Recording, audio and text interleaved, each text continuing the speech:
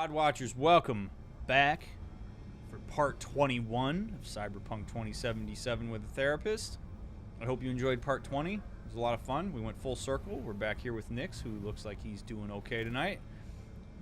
As always, thank you so much for taking time out of your day or night to watch my videos and support my content. It really does mean a lot to me.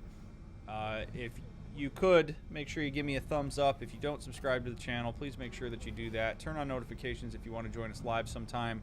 Live at 9:30 p.m. Pacific time, Tuesday through Sunday. You know this already.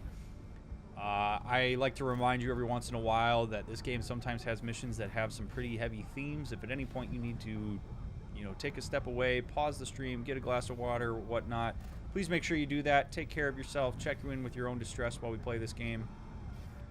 I hope you've enjoyed the analysis up until this point. It's been a lot of fun for me to provide. If you want to support this stream financially so that I can keep the production quality nice and high, there's a couple ways you can do that. By becoming a member, by hitting the member button down below. There's different tiers of membership. I appreciate those of you who do that while I'm offline. You can shoot me a tip by using the stream element link down in the description, and you can purchase some merchandise at drmickmerch.com. There's a whole lot of cool stuff there. And those of you that do that, thank you so much for doing that. It really does make a difference for the channel. Also, follow me on social media. The best way that you can support the stream, it's entirely free, is to just tell people about it. So if you've been enjoying this playthrough, please tell other people about it. Check out my other playthroughs. And, yeah, let's have a good time. If you ever want to catch the live chat, you can watch some of these VODs in the unlisted stream VOD playlist that's on my channel. All right, Johnny and Nix. See what we got for 21 here, pals. Oh, look, meet with Takemura. Probably not gonna do that. Not ready. But I did get a new jacket. I like that.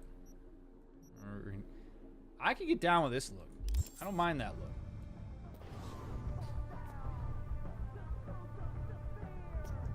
Alright. Do you think someone like V would react to seeing Dex's dead body last episode? Yeah, I mean, probably. But probably in more of the way like I did, where I was like, oh shit, Dex is still here, as opposed to being traumatized by it.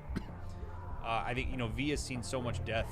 His expectations at this point, like that kind of thing just kind of files right into him. Trauma doesn't really happen unless you have like a gigantic violation of expectation that's coupled with a lost sense of safety and security. So seeing Dex laying there like that, I don't think violates our expectations at this point. Thus, I don't think would necessarily register as a trauma for me. And to speak to the bugs, we've not had a ton of bugs. We've had some, but for the most part, this game has played really well. I have no complaints.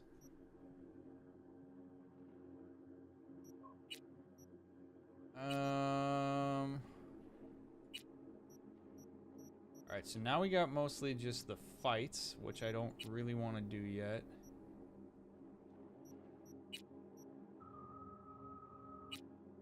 Alright, let's go track this, oh wow, that is a long way away.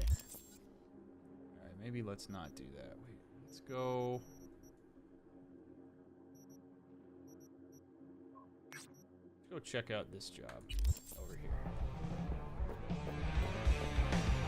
If we make our way out towards the Badlands, maybe we'll talk to Pan Am tonight, but...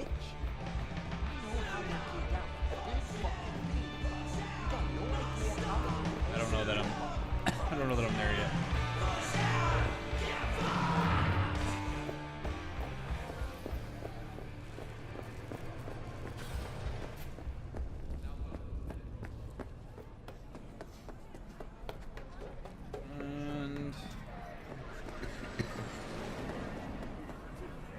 I did get hit by a car last night, or last episode.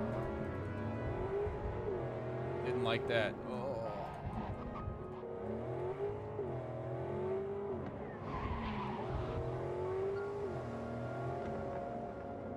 Alright, let me make sure volume should be good here.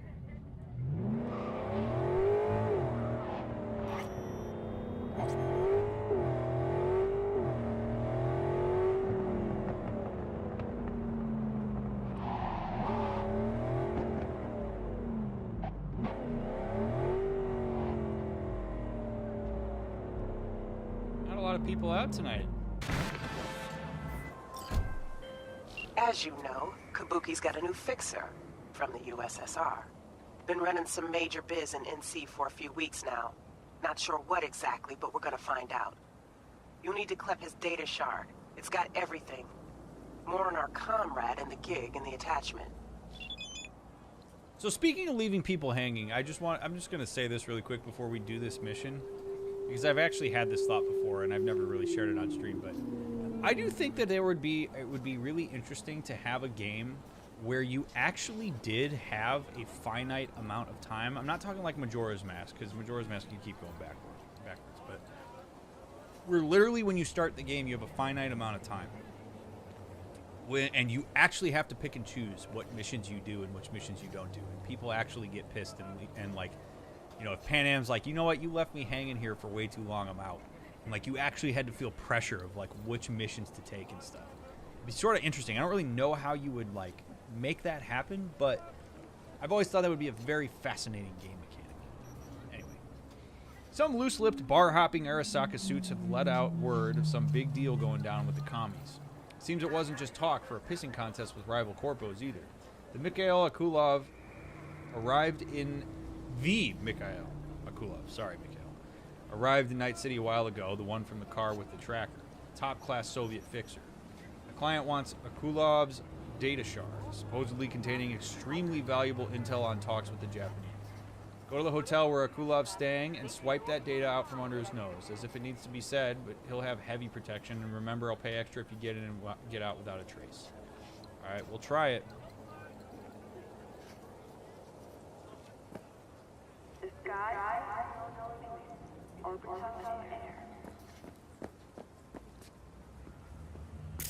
Alright, let's actually canvas the place. For, like, cameras and shit. Because camera is what screwed me last time I did this. 24/7. Joy toys fit for royal. Great shit like their lives depend on it.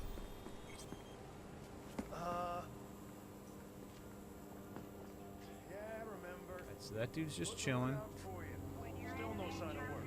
Yeah, Chumba, of course I asked. That guy's staring out, like, directly out the door. Let's see. Seems like there's not a lot of alternative ways to get into the buildings in this game. Listen, Like, I we gotta haven't. get back to work. Well, fine, I'll spot you later. Probably got to distract this guy, is my guess. Unless he turns around. No, because he's just like. Okay, so let's see if we can distract him.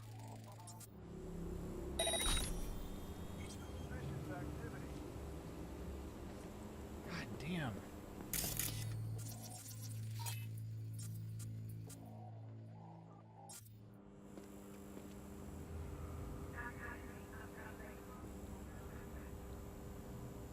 What in the hell?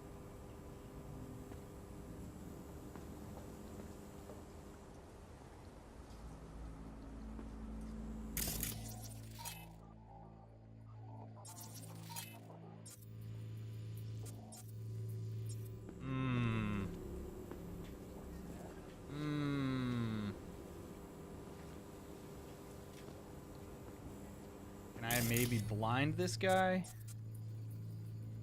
Jack Paul, no affiliation. You think he's hostile if I walk in here? Maybe not.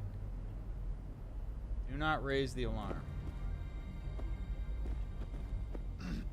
Customer just walked in. Gotta go. Apologies, sir. Huh. Interesting. What in the hell?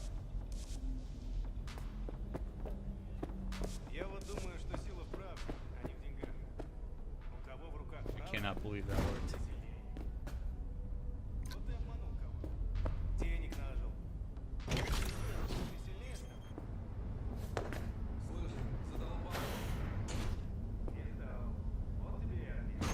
Yo, what was that?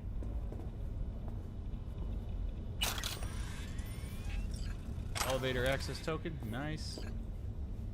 I love how that guy's just like, oh, where'd that guy go? All right, never mind.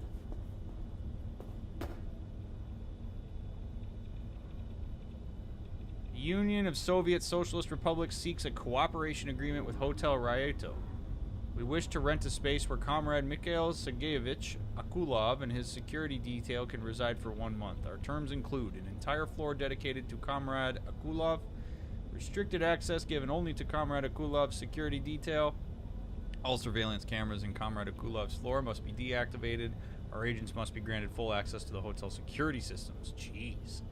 Dear Comrade Buyukanov, it is an honor to have you chosen Hotel Raito.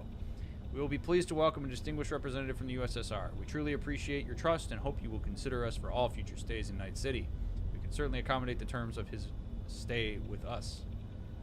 You got another package to lose, some neo-kitsch tits and whatnot. Pretty solid haul. You gonna send somebody? Not hitting the market myself with it. You should keep cool on it. Policewoman's patrolling the market now. If she spots anything from the hotel, you might have a prob.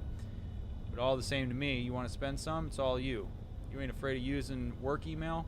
As a tomb of mine says, afraid to thieve, you shan't receive. So I don't give a fuck. It's hot. I want it. I want out, and I need the eddies. All right. Well, good for you guys.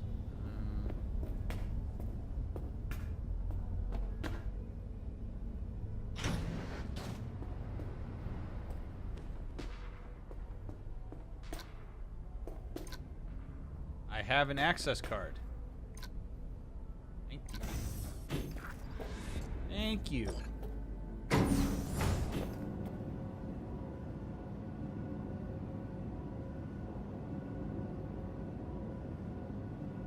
It really was. Wow, what was that? See ya. All right, let's see if see how else we can do this. I want to avoid screwing this up.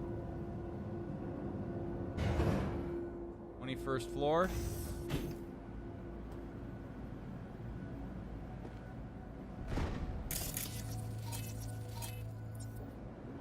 Be careful. Door is locked.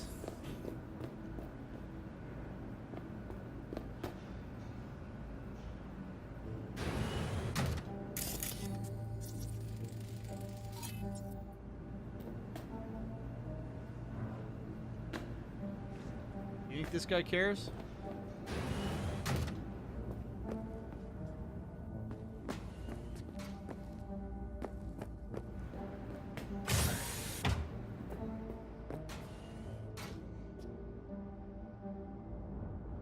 Oh, we're going this way, huh?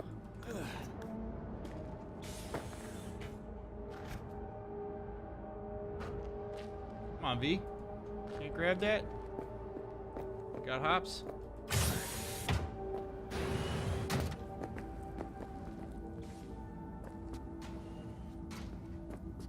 So this Mikhail guy has access to the security systems, so...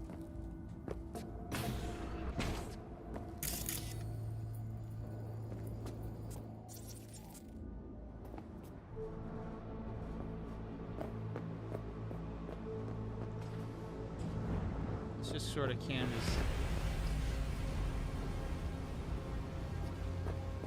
This music's a little intense.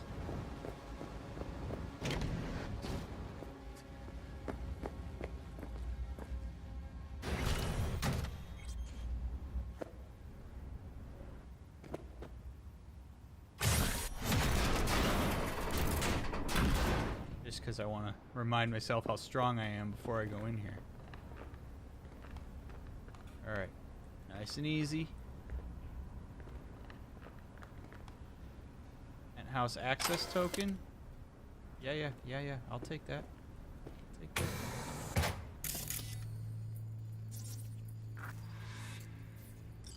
Oh, we gotta be...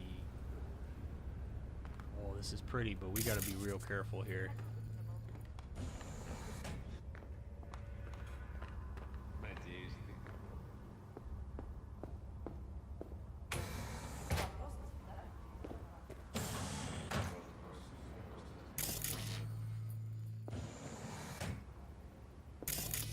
Cameras, man. It's always cameras.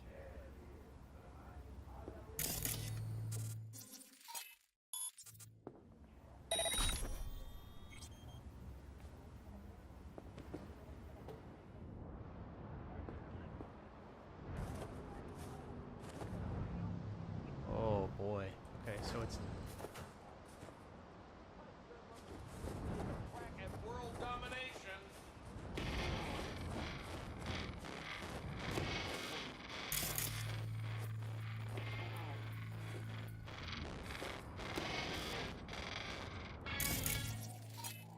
That's Mikhail. Alright. Let's ping. There's another camera out here. So I gotta make sure that...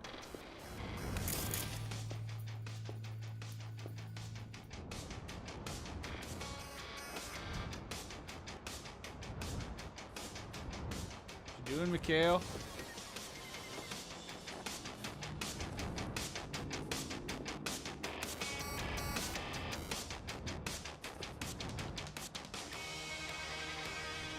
Да, это защищенная линия. Да. Мы делаем все, что в наших силах. Это займет некоторое время. Если можно. Да, конечно. Конечно. Мы купим эту технологию, не сомневайтесь. До свидания.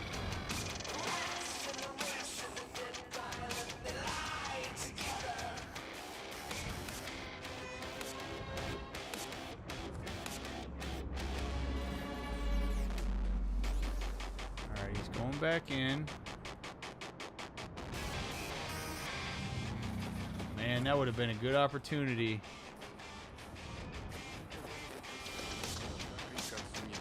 I really want to do this right. Like, I really, really, really don't want to get caught.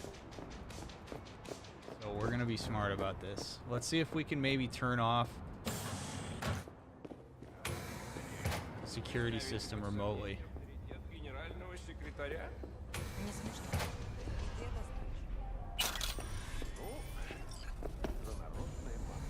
Local network, there we go. Turn off. Good. Comrade General, deliberations continue smoothly, but I need more time to reach a compromise. It is possible we must make a new offer. Also, we must watch our neighbors to the south. They too are attempting to build rapport with the Japanese. We have control over our network systems and enable the VPN. All messages you write will be encrypted and inaccessible from the outside network. We just got a text from Jefferson Perales. If they're in my home, that means they're here too. They must already know about you. What do you plan to do?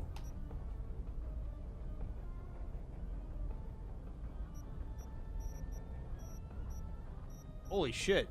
V, I spoke with Elizabeth. She confirmed what you told me. How long has this been going on for? I can't remember where it could have started. That's just it, isn't it? I can't even trust my own memories. Who knows how much... Okay, we're gonna read those later. This is not the time. This is not the time, Jefferson. Hey, Doris.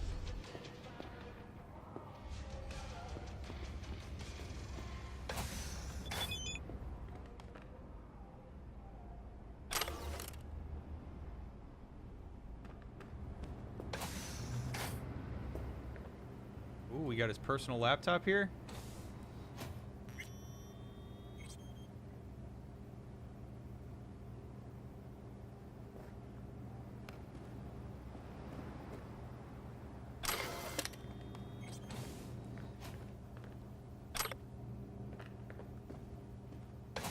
And for being in Night City, a lot of people sure do love to leave their shit unsecured.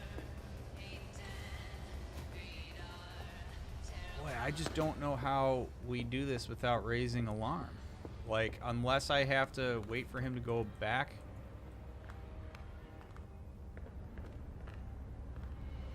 Where's this other person? Let's ping. Let's see where she went.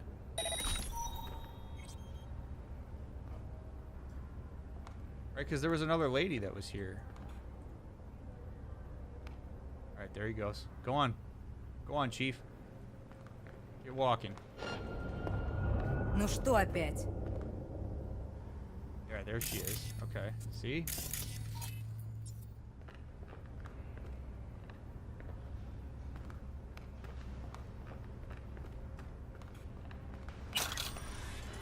No!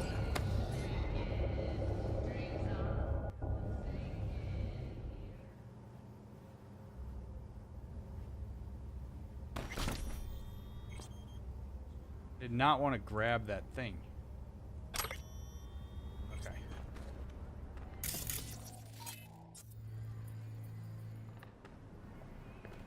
Who else had eyes on me there?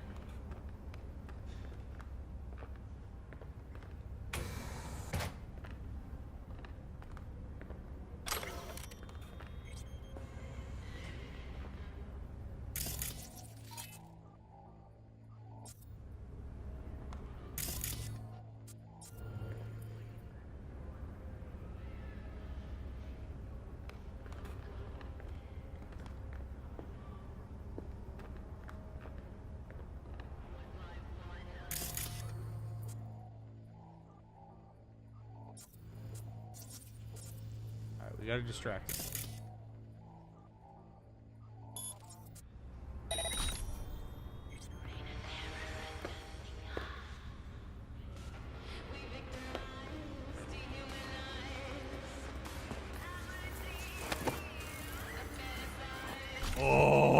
Oh, we did it.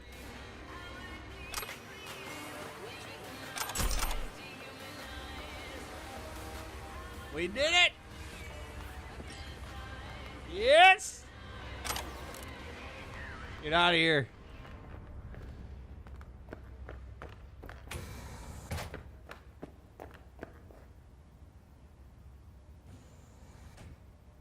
Wish I could be like Batman and just like jump off the edge of the balcony and glide down.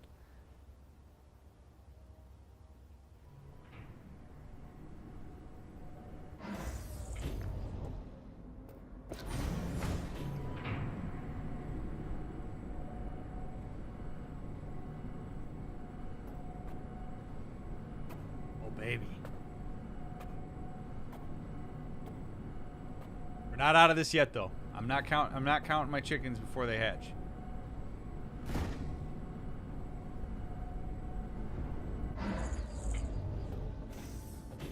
We got to get out of here. We're going to see if we can knock out the receptionist. And then once we do that, we should be Gucci. No! No!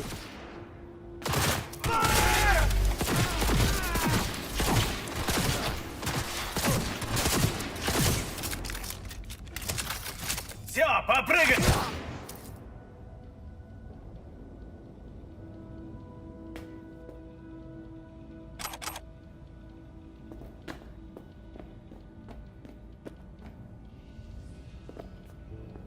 I'm so sorry, folks. I didn't want it to end that way either.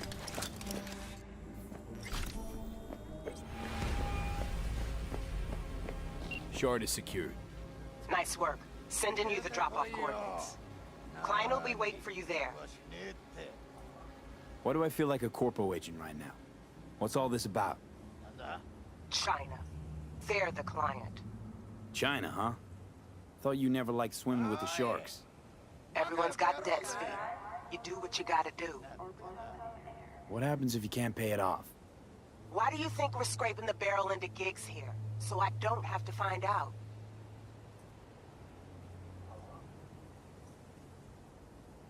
What kind of debt? Just something from my muckraking days. Needed help and fast, too. Oh, for what? I'm sorry, do you hear me poking around your personal biz, digging through your past? I'm sorry. Am I inviting you to do all this shit for me? No. If you started adding, if I was commissioning you to work for me and I started adding layers, I would expect that you would ask me these questions too. Are you kidding me, Regina? If I understand that I'm saying yes to these things. I do understand that when I work for her and I choose to say, yeah, I'll do that. I am working for her.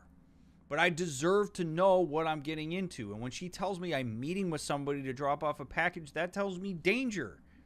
That's not a drop box, that's a person. And then you start telling me you got these big ass debts to China. I deserve to know.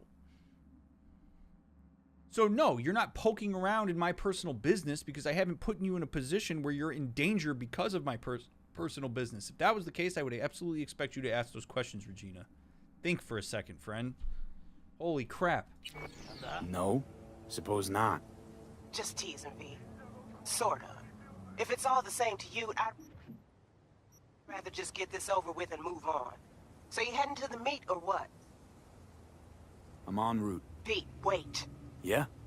When you get there, no questions. Makes them real cranky. Like you? Try my best.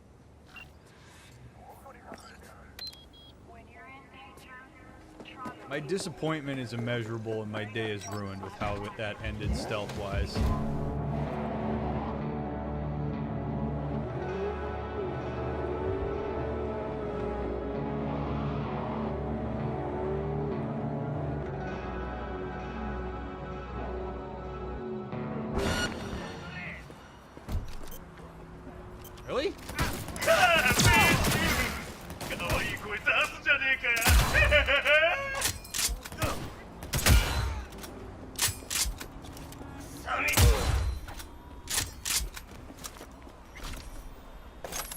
dumb idea, fellas. Really dumb.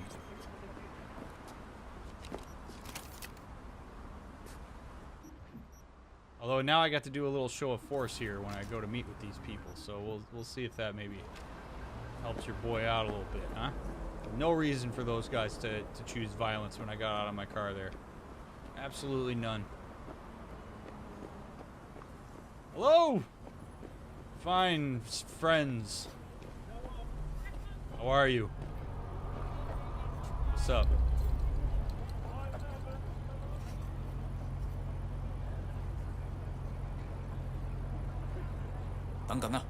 Wait. See if it checks out. Got a winner, Lieutenant Colonel. And the data? Roger Soyaka encrypted. Won't be able to extract it here. Understood. We're done. Neat. Did I get extra for being stealthy? Probably not.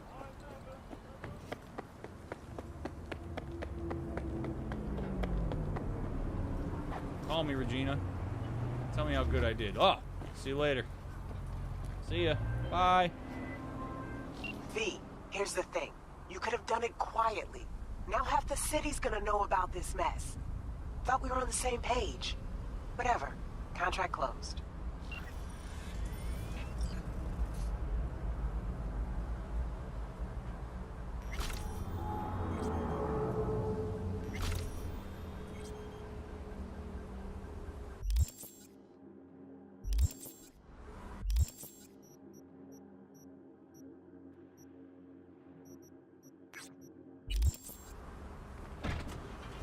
Ate it. Ate it. Oh.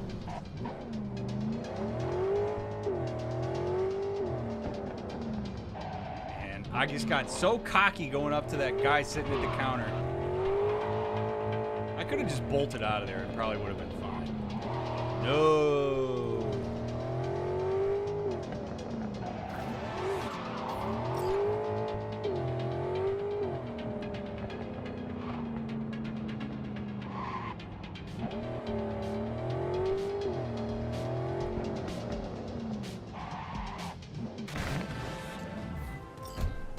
V, we got data from Jotaro's private server. Found out who's been procuring people for his recordings. Meet Jay Hume, human trafficker and bona fide piece of shit. Oh boy. Check the sitch out for me. Deeds attached. I can only imagine what human trafficking is like here in 2077. Countless dreamers head to big cities in search of fresh start, so many of them have nowhere to return to. Outcast, loners, rejects. Jay Humes put targets on the backs of those societies failed, and there's no shortage of them in Night City. Here's the rundown of his meat grinder. He identifies some poor bastard, kidnaps them, and delivers them to scavs for biomon or other cyberware removal. They're stripped of their identities and end up the property of some shitbag like Jotaro to do with as they please. Of course, no one really looks for these people, and even if they did, where would they start? What are the odds? To find somebody in Night City who doesn't exist?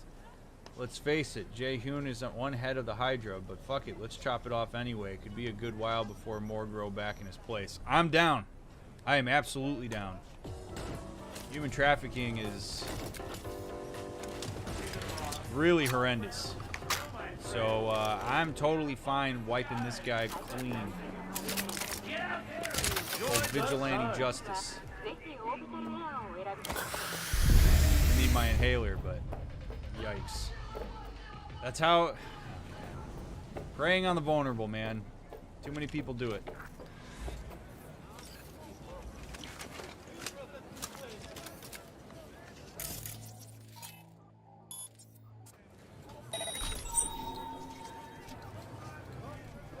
Ты говорил, типа, город сила. А тут все слабые. Город — это темная сила. Сильные приезжают и становятся.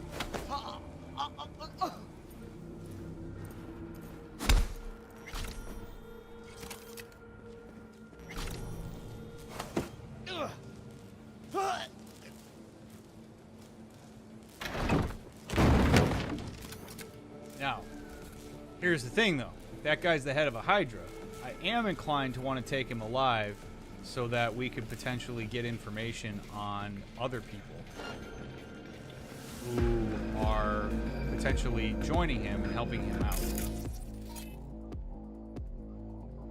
So, you know, there is that aspect of this that...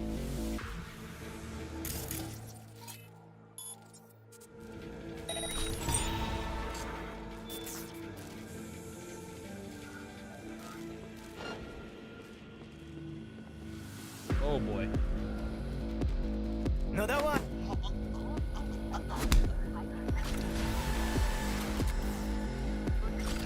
Huh? Huh? First, I'll take your eyes. You hear? There. I ain't crazy. Huh?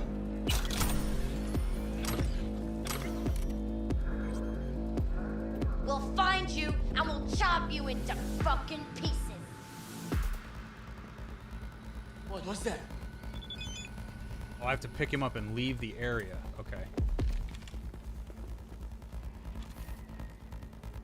Where are you, хуесос?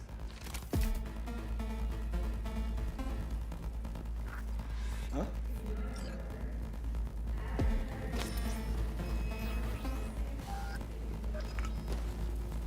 There. I ain't crazy. Alright, screw it. Who's a shrinking violet? I don't really care. These guys are helping this guy out.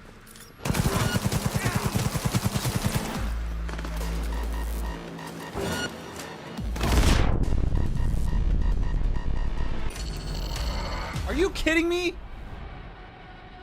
Guy has a goddamn bazooka?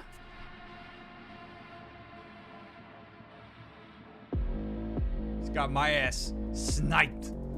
I'm sitting here doming fools. Come here. And then I got domed. What's that?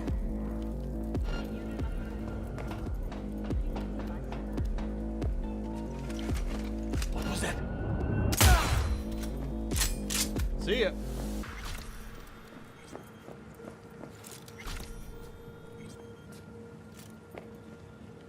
Еще дышит. Ищите эту гниду! Man, I hate this cowardly horseshit. Huh? Ты до меня доебал.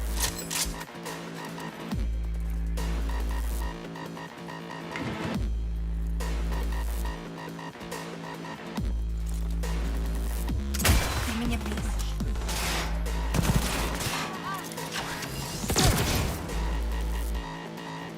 Alright, come on, amigo.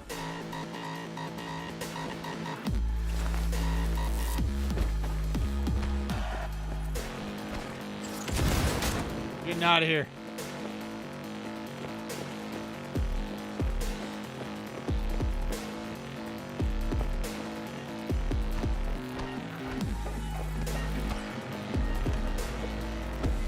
This is kind of nice though because this guy hopefully can be interrogated and hopefully is going to give up some information where we can find more people that he's been trafficking because this guy sucks.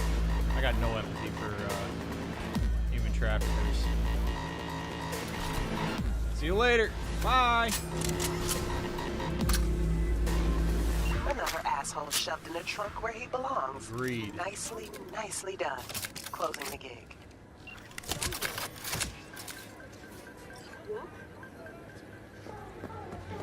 There are very few things that I find to be just absolutely, completely impossible to empathize with. Human trafficking is one of them. You will not find me engaging empathy on human trafficking. There is absolutely no reason for it in any way, shape, or form. People who do that know what they're doing.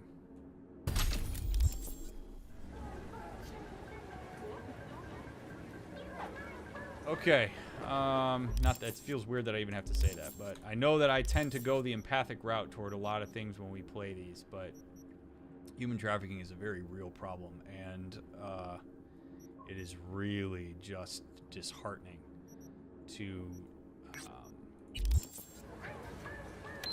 know just how much it happens.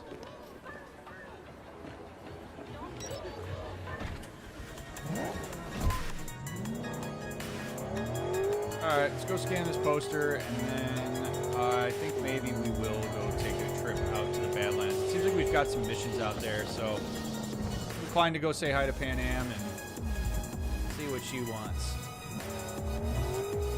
as we continue to leave. Nakamura, chilling. Oh yeah, I want to make sure that we also talk to Jefferson. I want to read those texts after we look at this poster.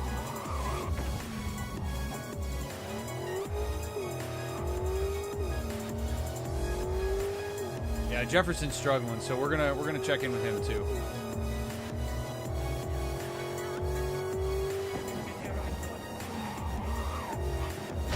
Oh, sorry, sir. Oh man.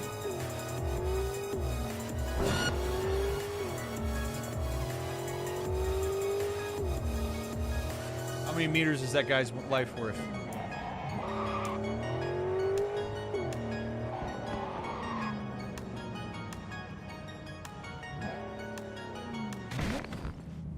Seems like that's how the police operate around here. Well. Okay, let's check in with Jefferson here. Error. Contact not found. Oh my god. Oh man. Okay, let's try to call him.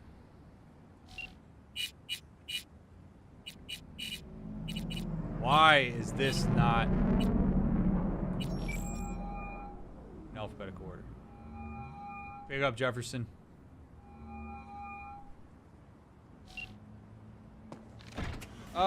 Benita, I'll probably be on for at least another 2 hours. Alright, let's see.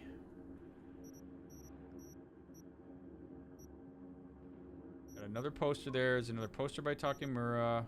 Got high danger jobs over here. Oh man, Chad, is tonight the night?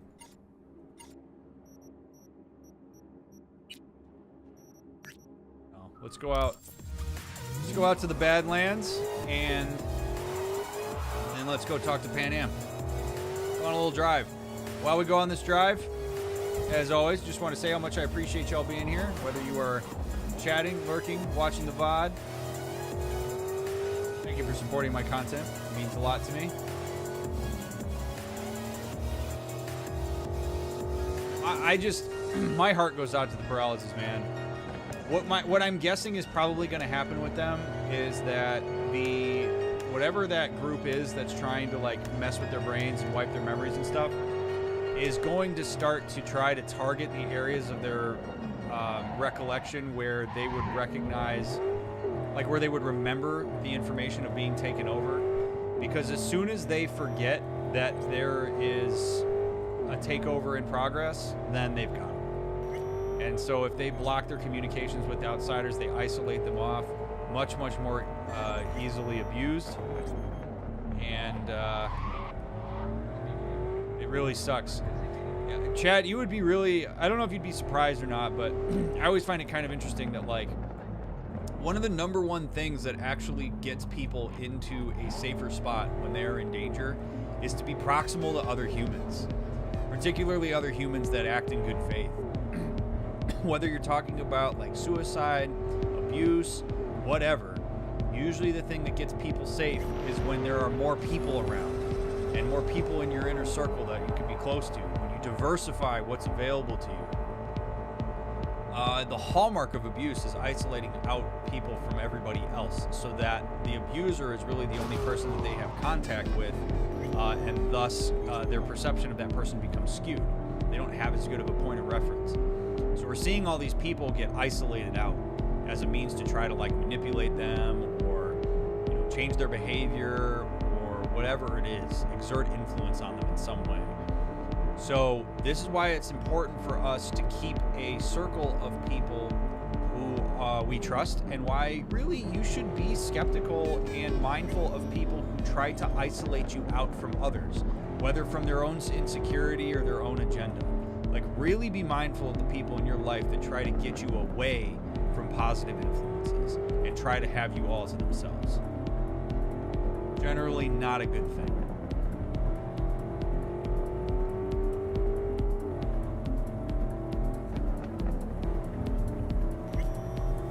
This has been Mental Health Tidbits with Dr. Mick while we drive out to the Badlands. I have a Gecko for sale. Nomad take on a Galena. Solid machine, but I have to warn you it's a little bare on the inside. By that I mean no cup holder, LED screen, tush warmer, or other gimmicks. That being said, on rough terrain, this thing is smoother than it looks. Give it credit. You'll be sailing over every dune and rocky slope, so if you're strapping yourself in for a longer haul, it'll practically pay for itself. That is a pretty cool car. Also something cults do. Yes, yeah. You can exert influence on people when you isolate them. 100%.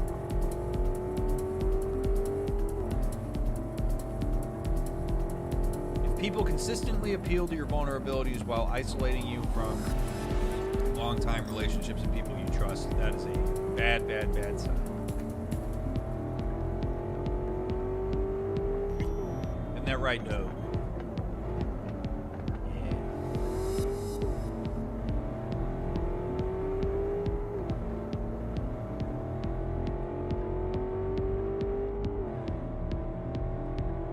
Scanner to find traces of the cyberpsych. Hello, Dino Grape. Thank you.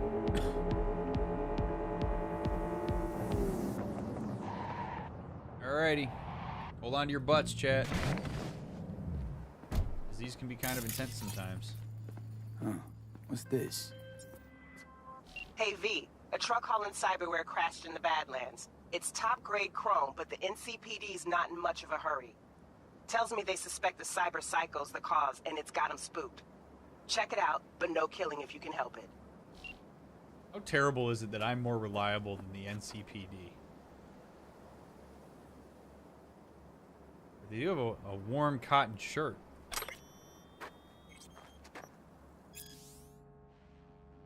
I don't want to read that.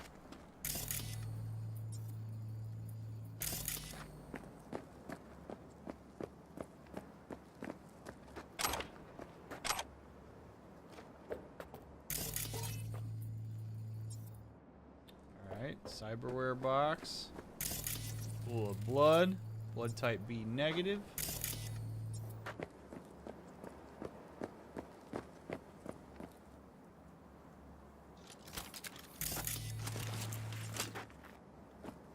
Well, do I have to take everything?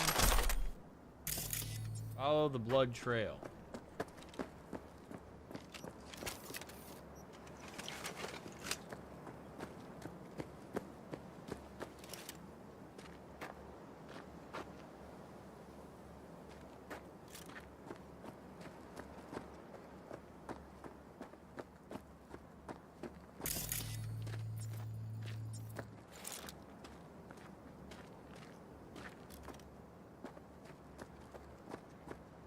Quiet.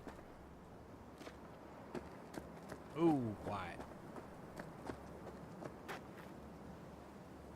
Totally understand if you don't want to answer. Do you think religions classify as cults? I'm having a hard time finding differences between the two. Ah, man. Not necessarily. No.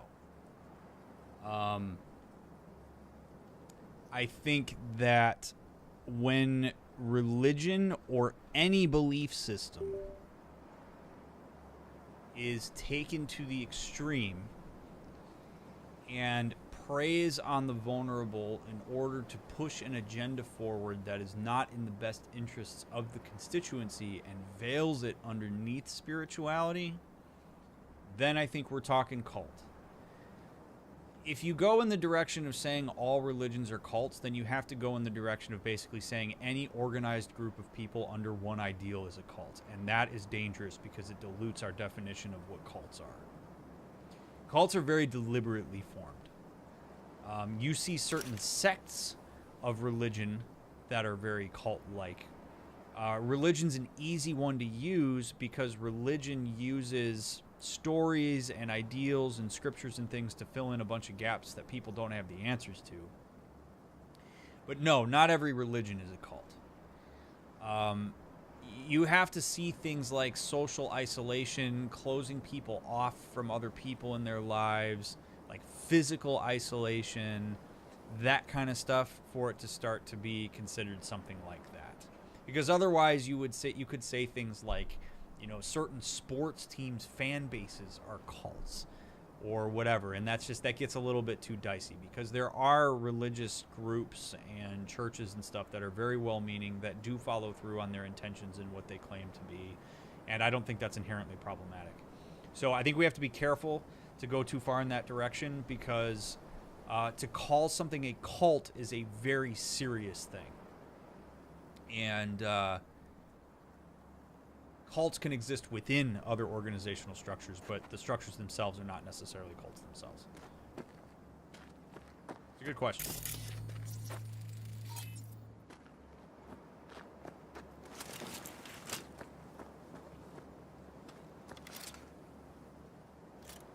I would also say religion is an easy target, because a lot of cults traditionally have had religious vibes to them.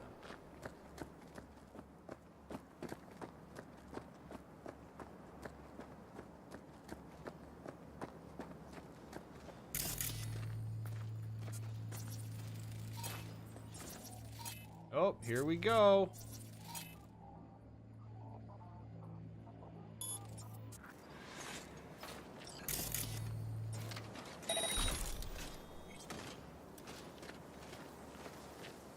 What? Neutralize the threat? Yeah, like, how am I supposed to do this without casualties, Regina?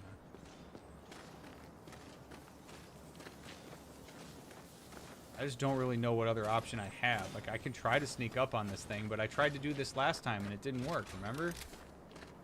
Although last time it was a lot more hostile.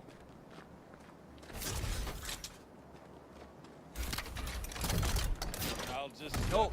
Damn it.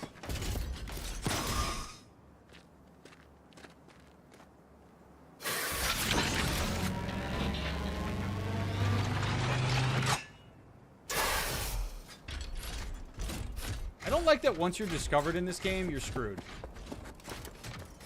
Like, you can't, like, re-hide again. Oh, no.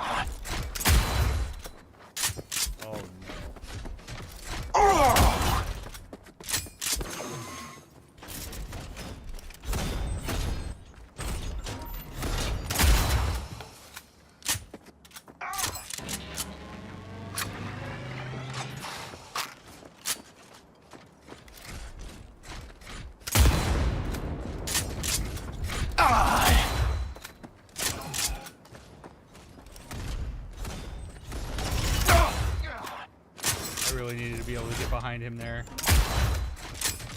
Wow, these bullets are only taking off 2% of his health. 2%. I gotta shoot that pack.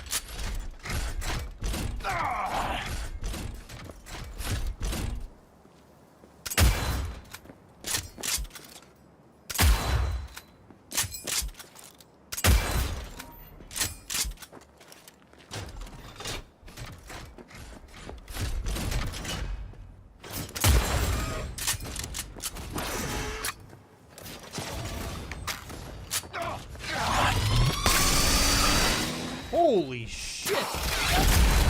There we go.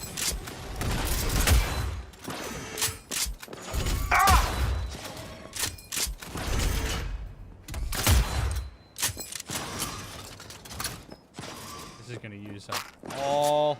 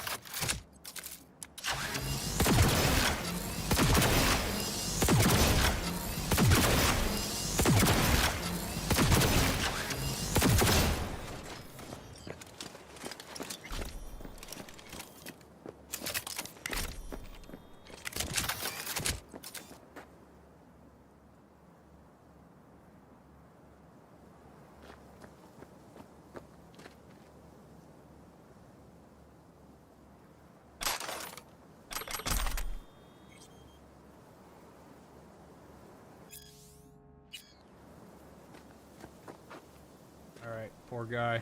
Really hope that he gets help. Oh, message Regina.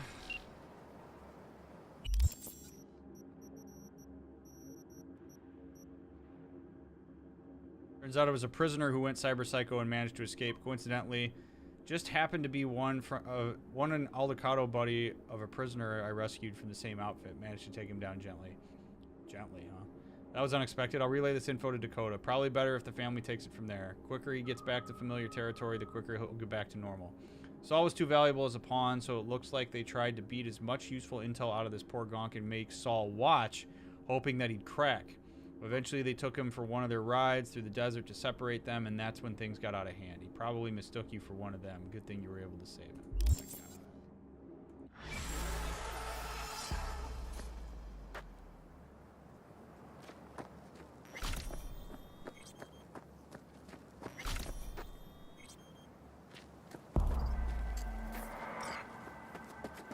Oof. All right.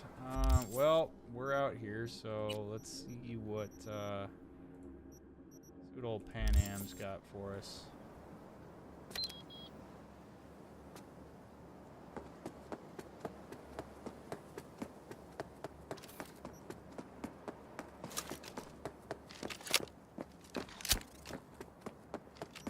These cyber psycho quests are really disheartening because what are you doing, car? They're really disheartening because they're almost in every case that we've seen, it was a person who got preyed on. There's a lot of people in Night City that are taking advantage of other folks. I mean, I understand that that happens, you know, everywhere, but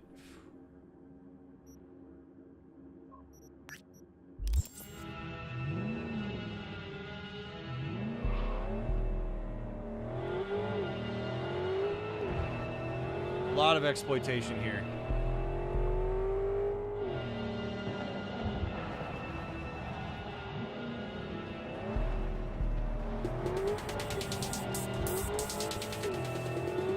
Also, to follow up on that conversation, yeah, I would agree. So, not all cults are deliberately created up front. They can spawn from circumstance.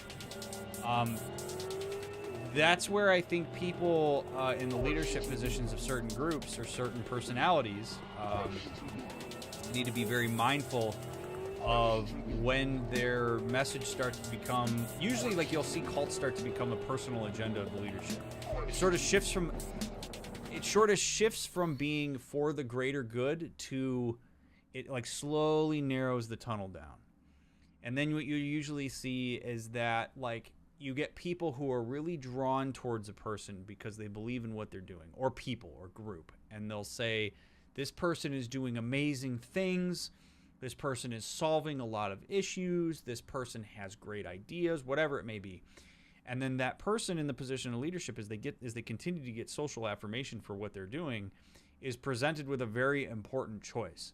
Do I continue to hold myself to a high standard and take care of the people who are following me and really do a good job to make sure that I'm doing the right thing?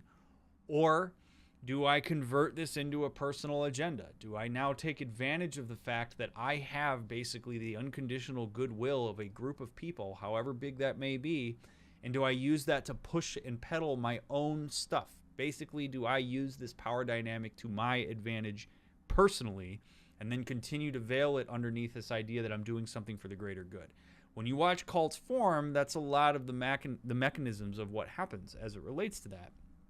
So that's where you really got to watch out, because leadership is really who's accountable, because you're talking about people preying on the vulnerable, and when you don't know that what you're being inducted into is problematic and it is filling a void in your life and it is helping secure you through a vulnerability, you're very likely to follow it. And many of us are susceptible to that kind of thing. And so the people in positions of power that have the charisma and have the position to be able to cause harm because of the unconditional goodwill of their constituents, I don't have a lot of room for empathy for people who take advantage of that and allow that to go to their heads and then start peddling their own individual shit as a result of that. That gets really dangerous really fast, especially depending on what group of folks you're preying on and all that sort of thing. Cult dynamics are, I mean, they're very fascinating, and it is when you learn about them, you learn so much about the human condition and what people have a propensity for. All of us are susceptible to cults if we're not careful. And many of us are susceptible to be, I mean, not that many of us will, but like many of us are susceptible to perhaps even like shepherding one if we have the right situation. So I just, it's important for us to know what we're capable of as humans, because we're not separate from our biology and our evolutionary drives. We're just not. You know, I know we had a lot of conversations about cults back in Red Dead, but it wouldn't surprise me if there is a lot of cult-like stuff in Night City.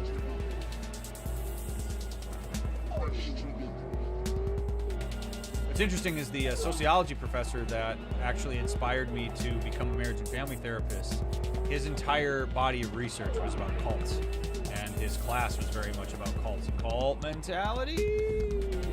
And are these people hostile?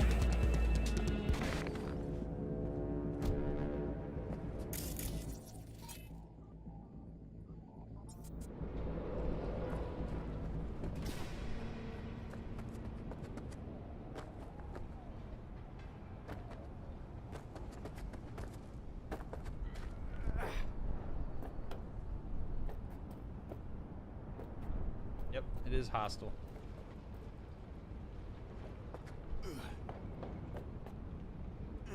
Find the broken bot. Hey, that quadrant.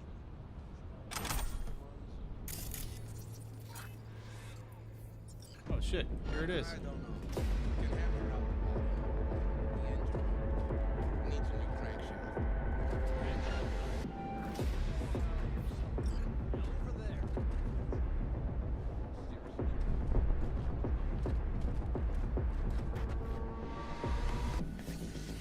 Alright, we gotta get out of here now.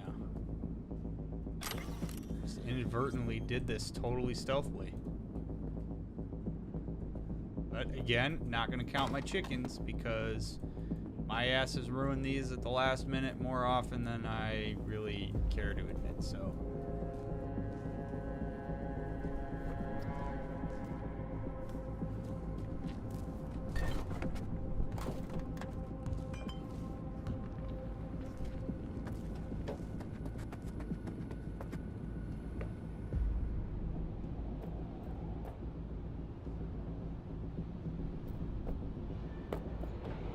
Let's go. Let's go.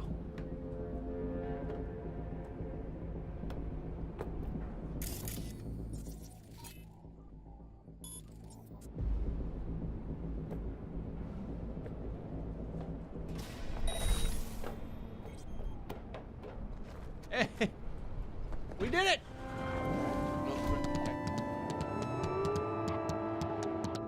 Yeah!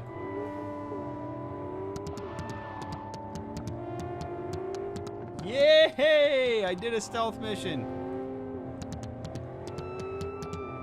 I was thinking about how you say when discouraging an action, you need to present an alternative. I think about toxic masculinity doesn't involve a talk about positive masculinity. Yeah. But the thing is toxic masculinity is not actually a thing to replace so much as the actions are. Like the mentality and the narratives and the actions are what we would replace. Not like you can't replace the concept itself except for latently, if that makes sense. All right. Beautiful, V. Red Joe's training starts tomorrow. Then it won't be long until you hear his name again. He has potential, that boy. Nice work. Until next time. Cool. Alright.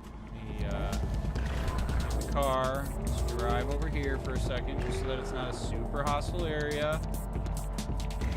Alright, I will be right back, chat. Enjoy the music. I'm going to go get a refill on drink, and I'm going to use the restroom, and I will be right back. Thank you for being here. Use this as an opportunity to follow me on all the socials down in the description, and to like the stream, and become a member, peruse the merch store, all that stuff. We'll be right back.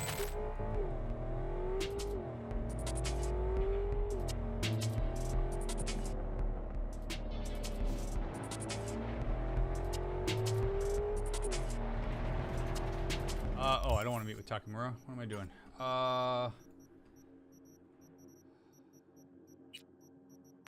Am. Let's go.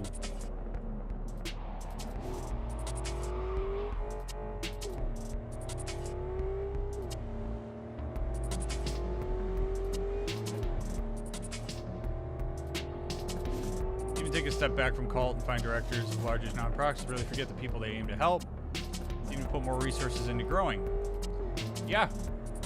People, look, here's the thing. Ultimately, where this conversation tends to need to end up when we talk about like cults and groups and stuff like that is something that I preach all the time, which is that if you are a person who is going to take a leadership position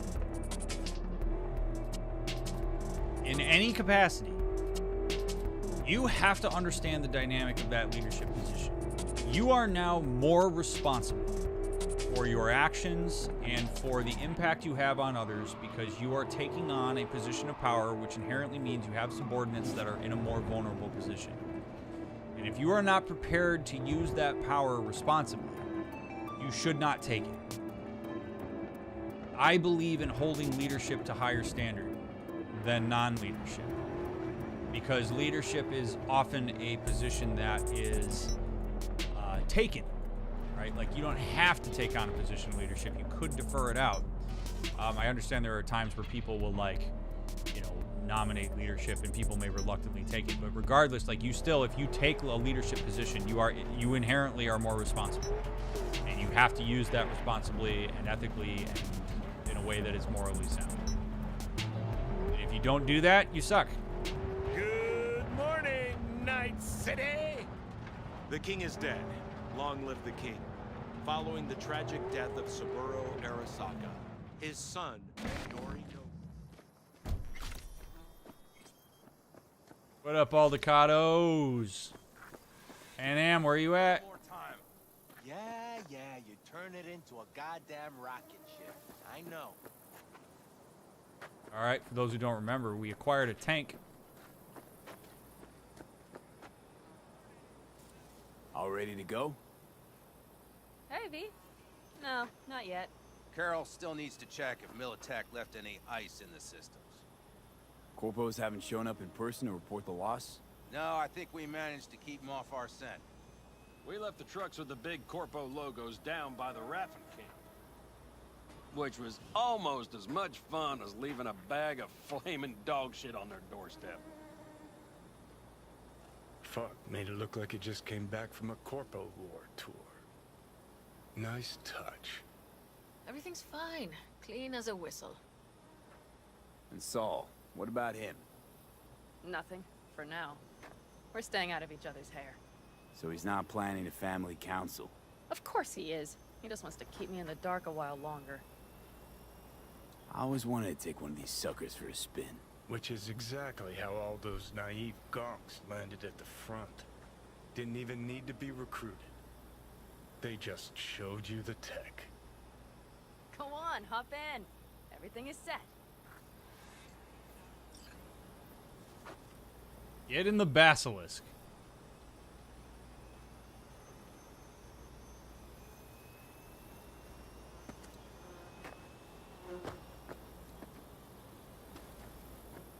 Don't mind if I do. Y'all are so kind to let me drive this. Oh my god. I feel like Batman. Oh my god.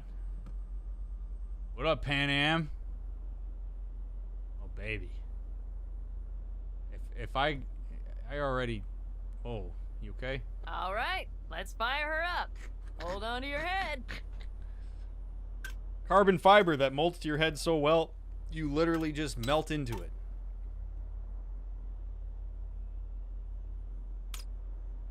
My god, as if you weren't already attractive enough. Anybody get this thing up and running earlier? Maybe you oughta... Everything is dandy. Give me a moment. Alright, alright. Sorry.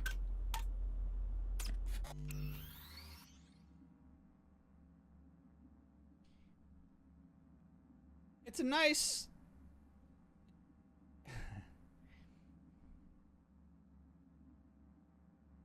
I don't know that I have a concept to illustrate here other than to just kind of point something out in terms of an observation with Pan Am here. All I did was ask a question, and you noticed that she sort of took that question as a criticism of her. There is a tendency when we are under duress, which in this case she kind of is, right? Like, she's flustered. She's trying to figure out what's going on. Why isn't this turning on? There's potentially a chance that she had really high expectations and she was excited to show me this, and now it's not working. When people get under duress with things like that, especially when they've built up certain expectations, there is a tendency to over-personalize that moment and to project immensely out into that moment, where her assumption is that I had as high of expectations for this as she did, and that if she's not meeting them, she must be disappointing, and that this is a reflection of her as a person. And so when I asked that question, which was really a benign curiosity, problem-solving based question, she kind of took it as a personal shot.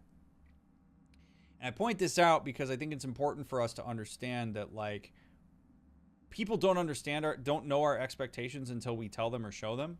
And when you're under duress, one of the best things that you can do when under duress is depersonalize the situation as best you can, so that you can better problem solve it and work with others to figure it out, especially if the people around you are people that you care about and want to see you as impressive. It's okay to admit, like, oh shit, this sucks, I wasn't anticipating this, and to try to problem solve rather than immediately think that this is some reflection on her and how attractive she is to me, and, you know, I'm not going to, like, bail on her just because this is happening.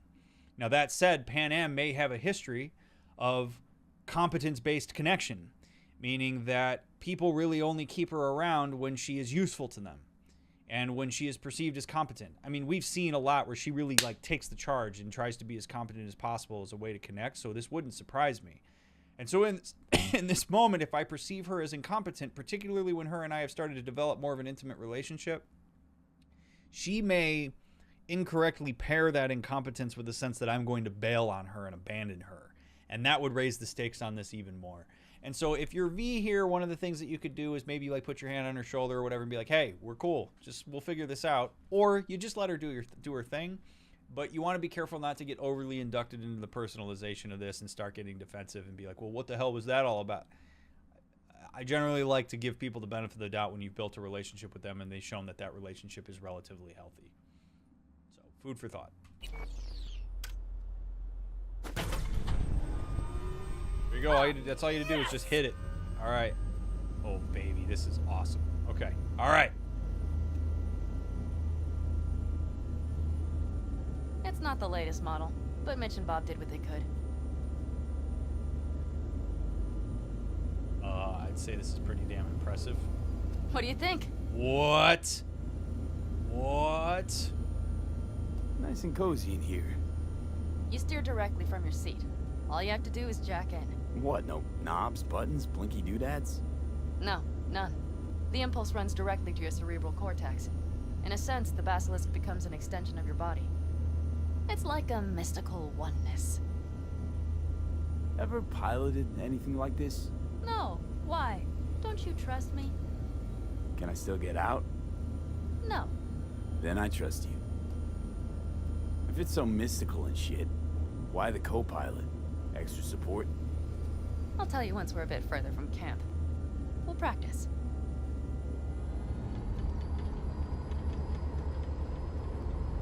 Okay. If you want full functionality in an engagement, you need a second person to handle sensory overload. One pilot steers, the other handles the gun. It's oddly pleasant. You'll see.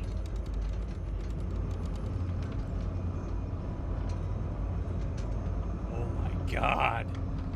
This is awesome. Okay. This will do fine. A dry run first. I'll disconnect for now. Doesn't need two pilots? You won't be steering and firing. Are you ready? Absolutely. Yes.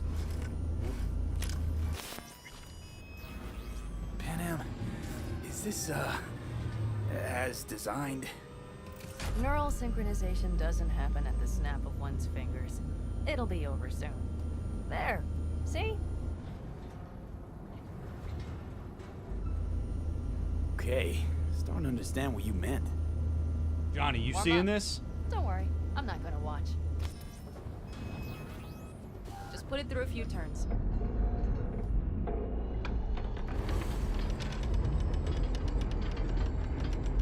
Soft ride.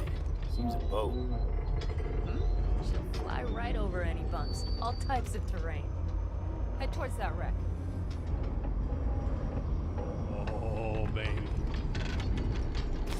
All right, I can see you've grown bored. Now take her along the line of turbines. When I say so, swerve right or left before the last of them. All right.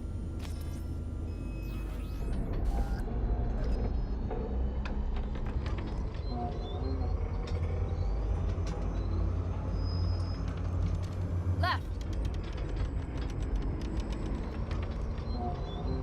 Very good. Keep her going.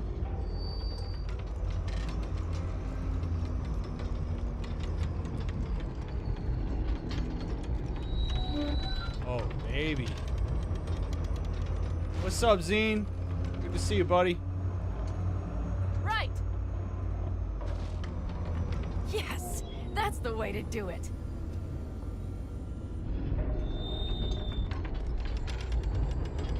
Okay. I like her reassurance while I'm doing this. It's really building the old confidence. Right. Excellent.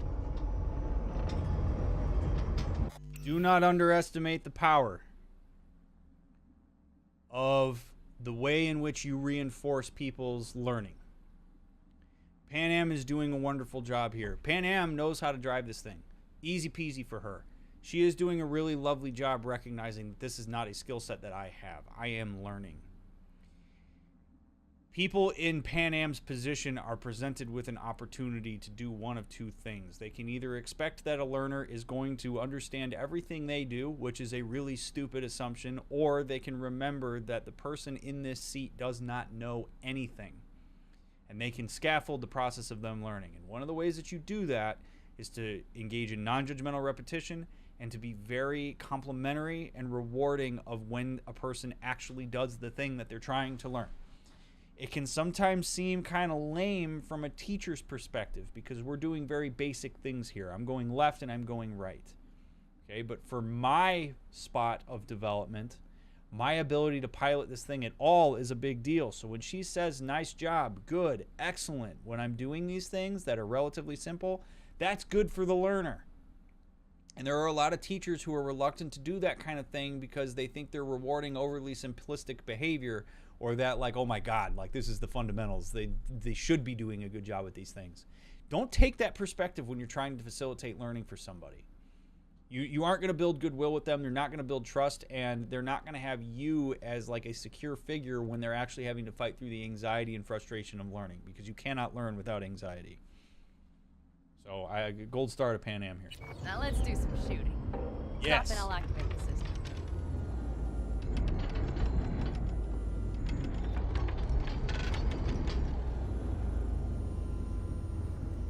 I believe I am in position.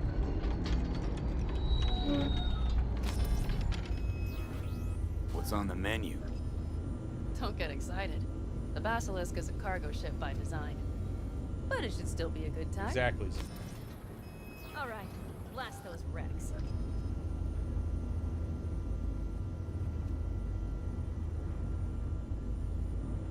Bullseye!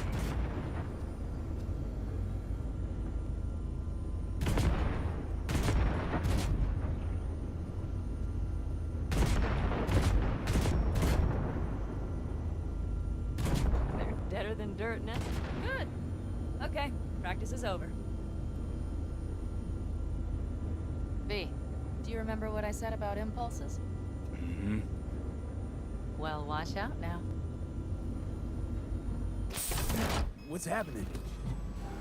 Hijacked in. Our nervous systems are now linked. Right. Basilisk pilots working in harmony. That why I'm feeling everything doubled? It's sensory feedback. Our systems are intertwined. Would you like to try it out?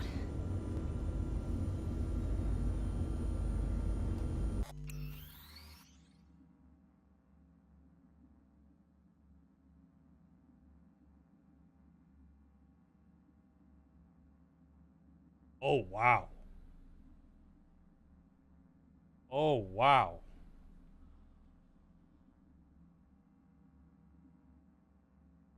Now,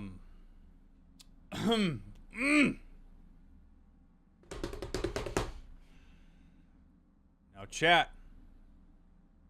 Chat.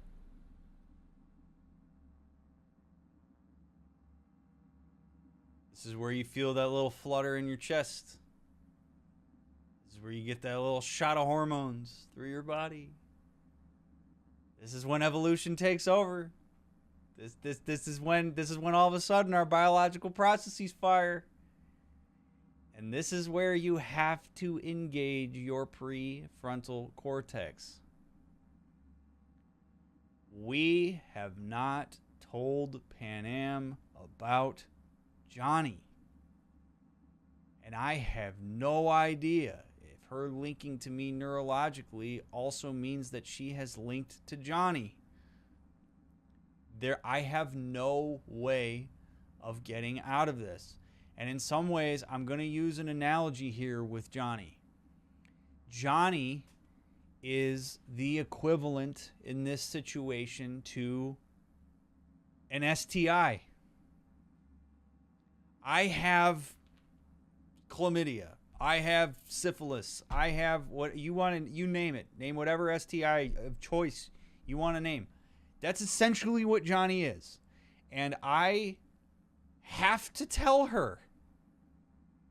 I can't have sex with her and not tell her that. Do I want to? Yes. I would love to neurologically link and just go at it. You bet your ass I do. But Pan Am has to know that Johnny is involved. He is autonomous. As far as we can tell, he is conscious. He is conscious. Also, I'm going to be lost to Johnny. I'm going to be Johnny at some point, as far as we know.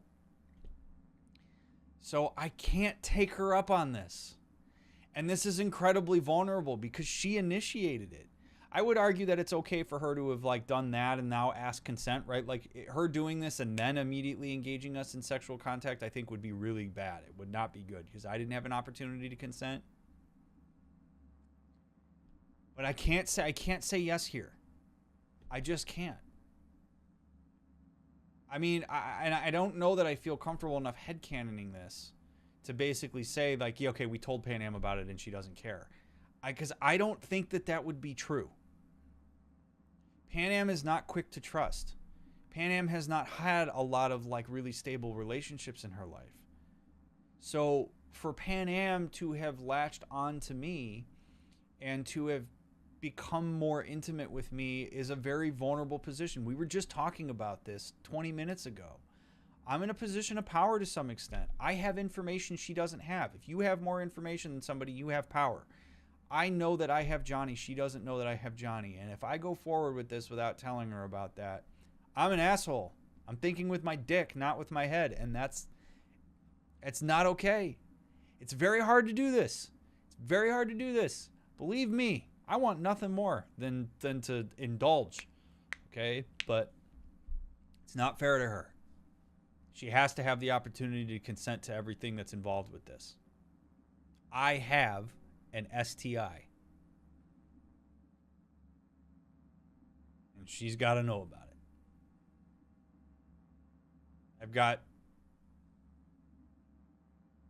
Johnny Silverhanderia.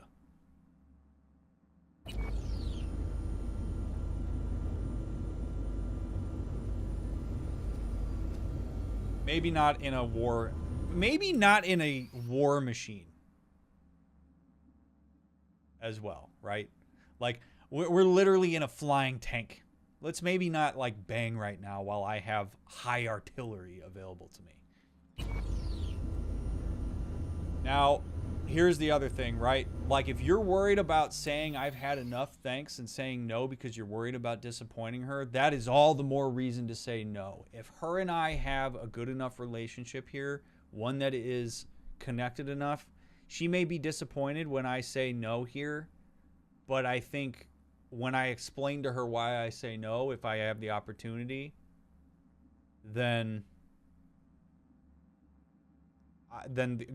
great. But like I have to bank on the fact that our relationship is better than her saying, all right, well, we didn't bang in the tank, so we're not doing this anymore. If that's the case, then okay. It's cool, but I'm good. Of course. I understand. I didn't want you to feel... Oh, fuck. They found us. We have to get back to camp. No shit. They're rapid. You fly around a giant tank, people tend to find you. They're here too, Saul. In full force. Take them out. Then haul ass here and make yourselves useful. We'll go straight to camp. We have to help the family.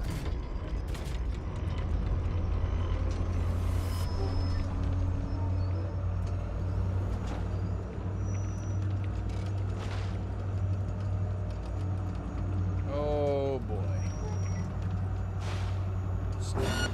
We're almost there. Okay, I see panic. Those bastards are in for a surprise. Okay, V. Let's get to work. I am in a these guys have no chance. These guys are dumb.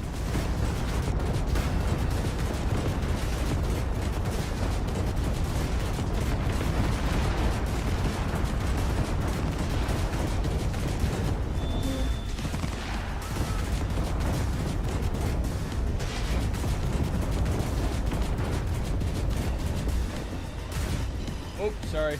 Look at the guys just standing in the camp. What are you guys doing? Get the hell out of here. Get to safety. I am literally bringing a tank to a gunfight. Is everything... Yeah, we turned them to dust. Congratulations. It's time to talk. Oh yeah, he's gonna be pissed. He's gonna be pissed. Ooh. Not good.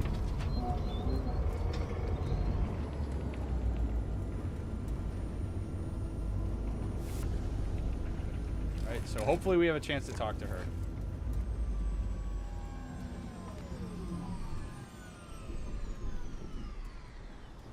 What up, Saul?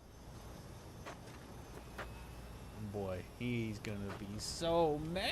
He's gonna be Pan Am. We gotta be a team here. Oh boy. I'm gonna let you take the lead. Each on his or her own must think first and foremost of what's good for the family.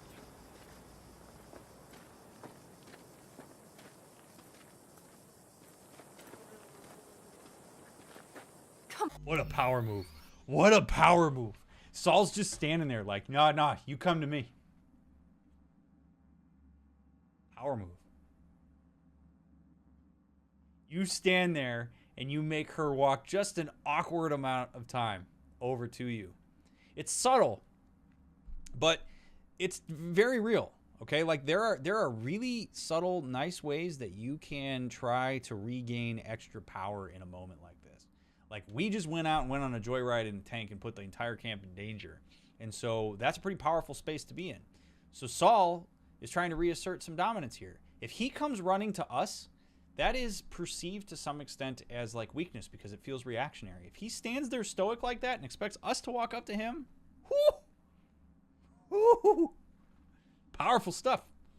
Don't underestimate body language and its ability to send a message, both actively and passively. Come on, Saul. If I have to leave the clan, please just say so. Spare me another speech of yours at the very least. I'm afraid you'll have to sit through a few more. Because from this day forward, you will lead this family by my side. I will what? I wish to do this properly, but fine. Have it your way. I was wrong. You were right. That's the truth. May it never happen again. But I made a mess of so many things. You said... I know. But I changed my mind. You risked everything for this family. not even knowing whether you'd be welcome the next day. Okay. Okay. Well, many things will have to change. Yes, and to start with, we need to leave this place. Quickly. We can't wait for Militech to find us. Of course. I will prepare our route.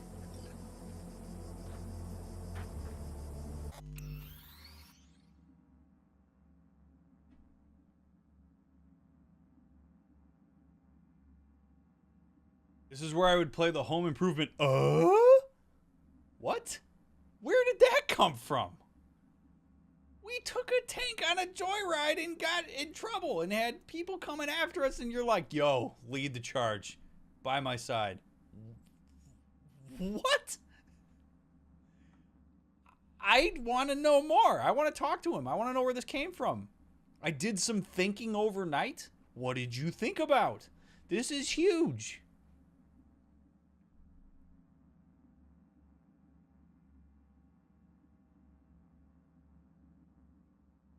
I mean, it's an interesting thought, Feather, right? Like, okay, so Pan Am's going to do what she wants. Oh, that's actually really interesting.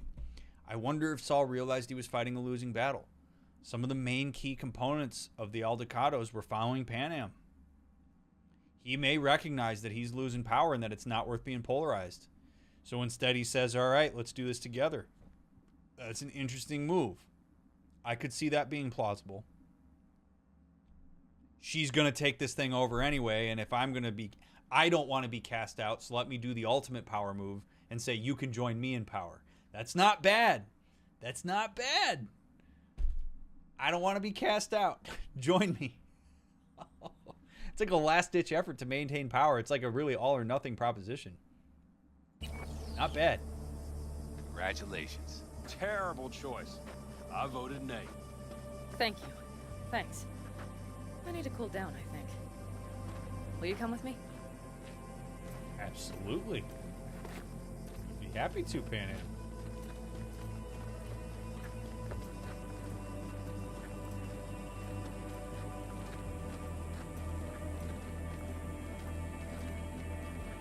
An interesting day. I feel as if I barely evaded a rapidly approaching train. It's pretty close. I don't know if I could have done it without you. Hey, come on. No, I'm serious. We all owe you. So you can count on the Aldecados. Always. Good to know. Pan Am, there's something I gotta tell you. I got Johnny Silverhand on my microchip. You deserve to know that because I'd really like to sleep with you, but there's a chance that there's a third party that knows what's going on, but not really, and maybe he's gonna take over, and I really need you to know that because I really like you, and I would really love to pursue this, but you just have to know that this is happening, and I know it's scary, and it's a lot to take in, and if you have any questions, you're more than welcome to ask me, but I really want to make sure that you understand this because right now I feel like I'm leading you into something, and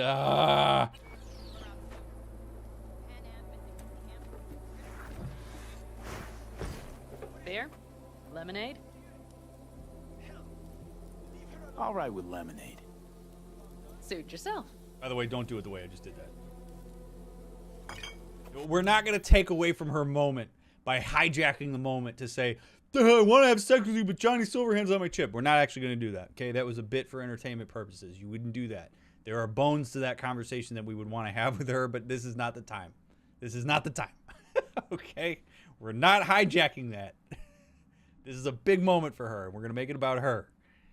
And if it happens to come up that she wants to consummate her new position with me, then at that point we'll have the conversation.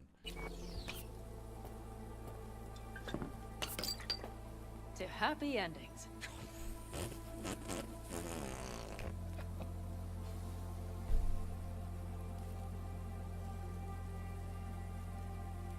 V?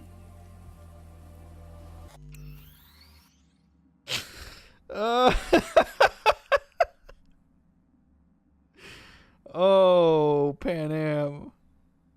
If only you knew.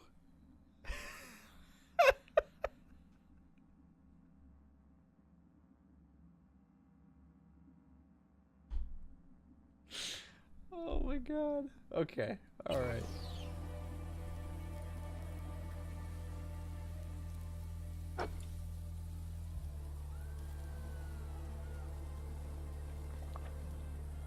Gonna miss our little escapades.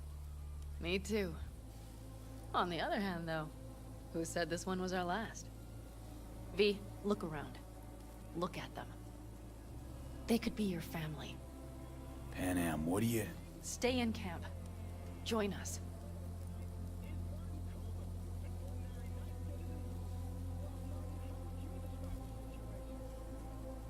This is a beautiful opportunity for me to talk about using the language of can't.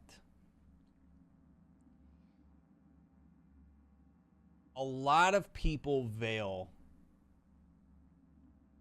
"I am choosing not to," that phrase, with "I can't." And the reason that we do that is because when we say we can't, what that linguistically says, the message that sends, is that it's not possible for me to do. And it is a passive way of deferring accountability for my decision to something else, to circumstance. The reality is, I could stay. I could make that decision. It is possible for me to do that. So for me to say I can't is unfair and is arguably weak, because it's me deferring accountability off of my decision. What I need to say here is, I could, but I am not going to. I'm going to make a decision not to do that. If you are a person that tends to veil your decisions behind "I can't," because you're worried about upsetting somebody because of the intensity of a person maybe being bummed out because of a decision that you made, you really have to rethink using that language. Because it's really powerful to take accountability for your decisions, even when they're difficult. I am choosing not to stay. I know that's disappointing. Is better than "I can't." Yes, you can. Unless you actually physically can't do something, right? Like, there are times where you actually can't do something, but you don't want to cheapen those times by saying you can't in times where you could. You want to use it sparingly and when it's actually relevant. It's not that simple, is really the answer here. It's really not that simple. You either want to or not. What's so complicated? That's the problem. What I want right now doesn't mean a thing. All right, V. I shouldn't drop bombs like that on you right now. That is true. I just thought, forget about it.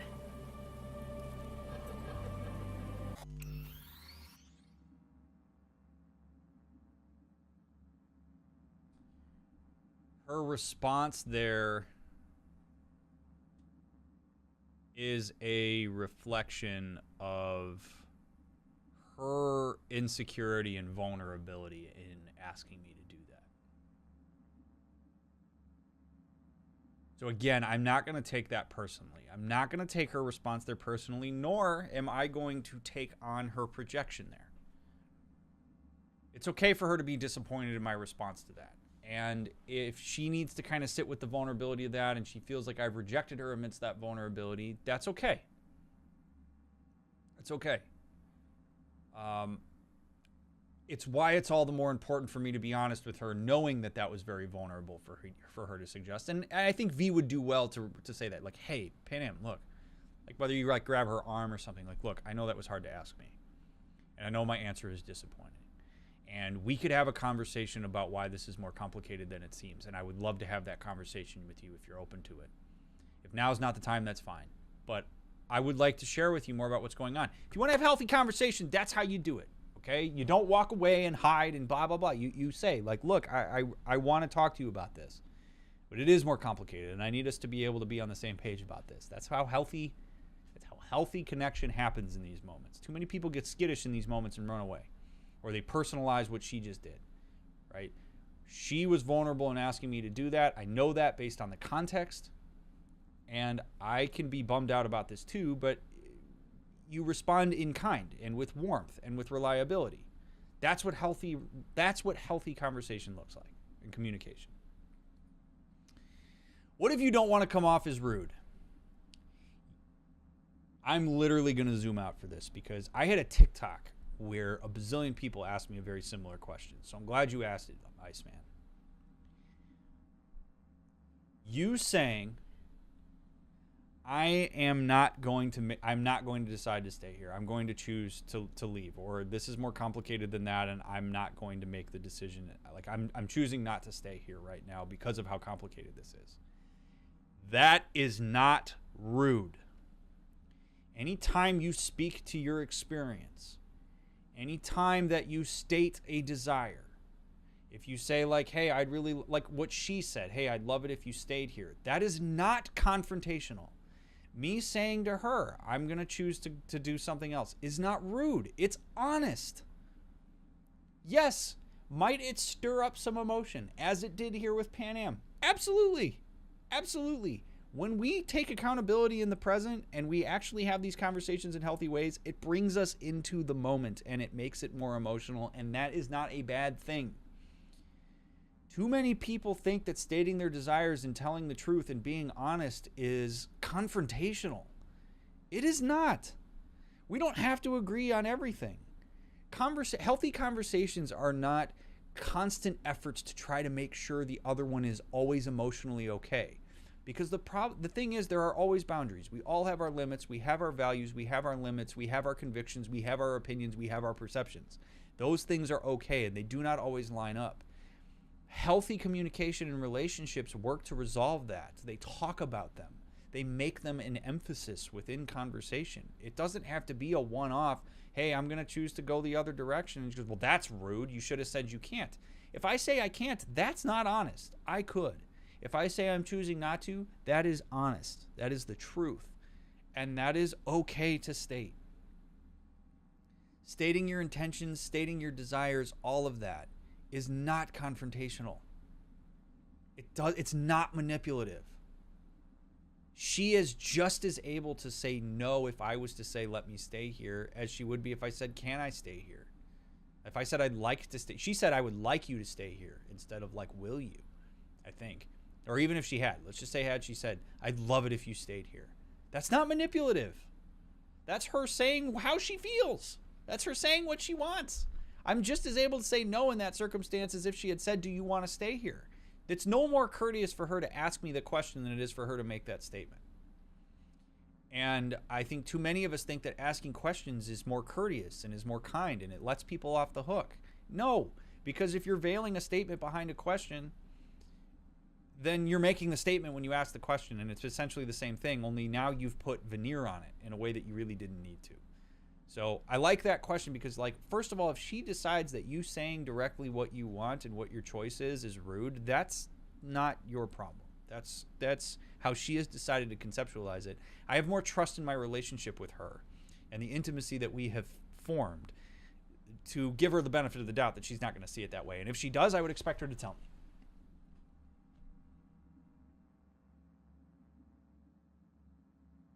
John, good luck chopping that one up. Blair brought up Johnny's consent. Have you talked about that? Yeah, so I mean, we've gone back and forth. Like, Johnny also, yes, theoretically has to consent to the relationship. Yes. And we haven't had an opportunity to talk to Johnny about it either. Now, Johnny made some comment about how he would kind of be fine with it, but I'm concerned about Johnny's consent as well. But in this circumstance where I'm interfacing with Pan Am, she also deserves to know. There's 3 people involved here, whether we like it or not. It would not be fair to Pan Am or to Johnny for me to assert my autonomy in the form of retaliating or rebelling and having sex with Pan Am because that's what I want to do. Screw you, Johnny. No. That's totally not okay.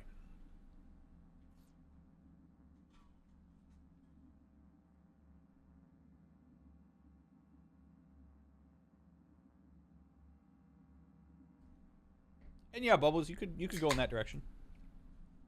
All right, I'll think it over. That's the best I can offer. I'll think it all over. I promise.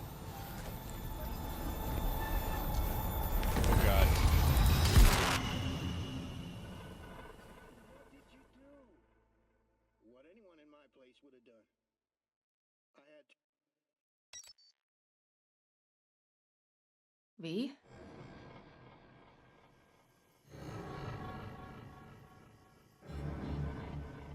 Pan Am. V, relax. Everything is okay. How do you feel? What happened? I remember, we were talking, then suddenly... You passed out. Completely. We took you with us. Where? Somewhere new. We moved camp. Don't worry, we are safe here. For now. Oh, V. Yeah? V, you have to tell me what is happening. Yes, I do. The blood. You were out for hours. What's wrong? Pan Am, it's getting worse. Every single day. Okay, V, relax. Take it bit by bit. What is happening? Exactly. My fear of telling her the truth doesn't matter. If I want to pursue a relationship with her, she has to know. And I'm not going... Well, and my... So you have to be really careful here, because my fear about telling her, or V's fear about telling her, is partially the product of projection. Okay, so what that means is that I am assuming that Pan Am is going to react a certain way when I tell her this information. I have it in my head that she is not going to take this well, or she's not going to understand it, or she's going to get angry, whatever it may be. Okay? V has already decided what that is. And as a result, he has abstractly anticipated what his emotional reaction to that reaction would be, which is he is afraid of that reaction, of what it could be. That is not particularly fair to Pan Am, because we need to give Pan Am the opportunity to respond in whatever way is authentic to her.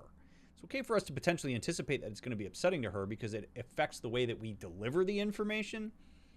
But it doesn't mean that we should withhold the information, nor does it mean necessarily that I even need to share with her that I'm afraid to tell her, because that's unfair to her. Because it's assuming something about her that may not even be true. So while it may look vulnerable for me to share with her that I'm afraid to tell you, it's actually not cool for me to share with her that I'm afraid to tell her, because then that's me acknowledging her as what I've projected her to potentially be, as opposed to what she actually will be when she responds to me.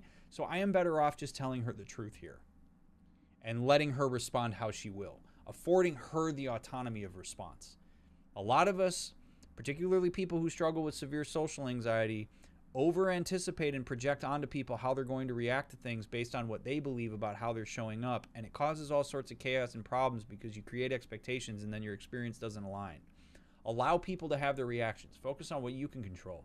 What I control is what I deliver and how I deliver it.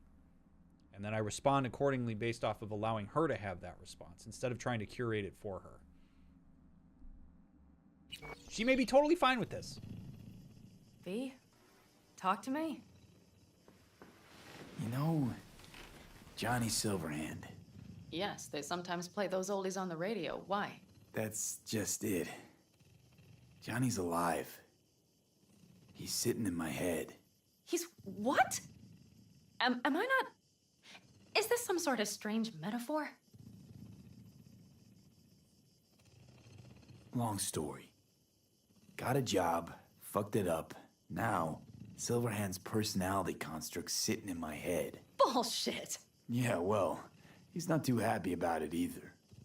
Turns out we don't really mix. And it's getting worse. She has no reason to believe me. Okay? I love these conversations because this gives me so many opportunities to talk about interactional dynamics. We/I/V, the collective we here, We know the history of this. Okay? We know that this happened. We know that we were with Jackie. We know that the chip's in my head. We talked to Johnny. We know all of this to be true. But what we also know is that what's happening to us has not in any way, shape, or form been represented to people in Night City, let alone people who are nomads outside of the city. So for us to inductively believe that Pan Am is going to instantly believe me when I tell this story because of how much I know it to be true is going to miss the mark. Her response makes complete sense based on her context, and we have to keep that in mind in this conversation. We cannot just make this about what we know and just keep bombarding her and shoving it in and being like, no, this is true, and doubling it down, because she's not going to believe it. So we need to make sure that we are keeping that into account when we watch Pan Am's reactions and how we respond to her. Look, I know this sounds crazy. I know you've probably never heard of this before. I'm sure this is a lot to take in. I'm willing to answer whatever questions you have. That's the way that we want to intercept this with her, because it also makes us more reliable. It allows her confusion to hold space in this room, because we're split also in terms of certainty and confusion. And if her being confused puts her in sort of a scrambled one-down position, and me just being very strong in my convictions overly gives me power and makes me a threat, this isn't going to go anywhere. So we have to be really careful in this. She does not have all of the information that we have. It's very easy for us to believe that everybody else has all the information we do, and that is not the case. I am teacher, she is learner right now. We have to scaffold this. You are not joking. Just trying to live with it. Survive, actually. It's certainly not doing wonders for your health. Really? That's it? I just gotta go? You serious, CD Projekt? Oh, this is perhaps the most important conversation I'm ever gonna have with her. I'm gonna express just a slight, I love this game. I love this game. I love everything about it, okay? But this is a slight little nitpick here as a psychologist who's playing this game. This is quite possibly the most important conversation I am having with Pan Am right now, because I have built this intimate relationship. Think of how many times throughout this entire series I have said Pan Am needs to know this information. Okay, we talked about it today. We talked about it a few episodes in the past. This is the single most important conversation we have with her, and it is not fleshed out at all, and that is super disappointing to me. Because for her to just kind of look at me and go, oh, you're not joking, and this certainly isn't reflecting good on your health. Okay, gotta go, bye. It's a huge missed opportunity for a unbelievably deep connection that we could have with Pan Am here. I'm not saying she necessarily has to be like, okay, cool, I'm totally all in on you, V. But like, oh, that's such a bummer that it just abruptly stops like that.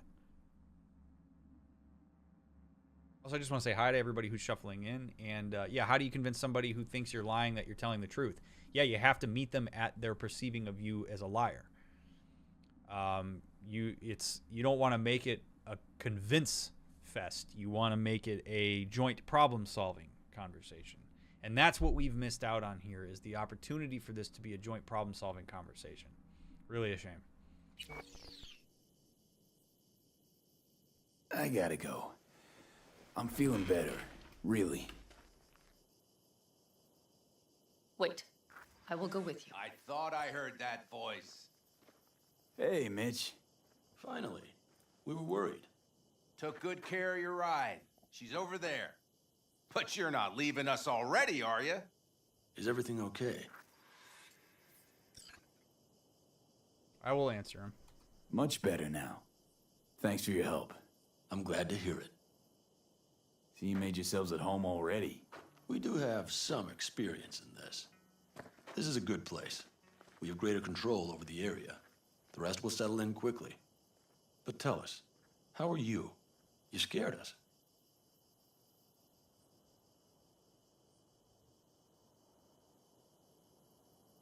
Thanks. I'll stick around for a bit. Make yourself at home. Remember, our offer still stands. If you need help, the Aldecaldos are here for you.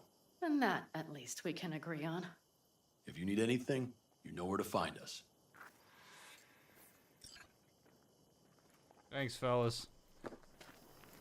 Alright, what's up, Pan Am? Oh my god. Want me to walk with you? Yes. I'd rather you say I want to walk with you, but...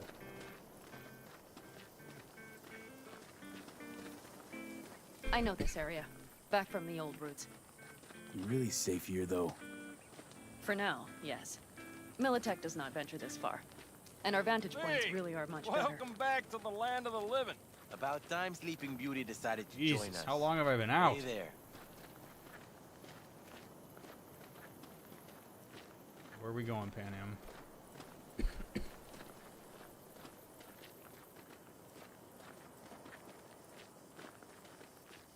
But you know, everything here, it is temporary. All of it. We will soon have to decide what comes next.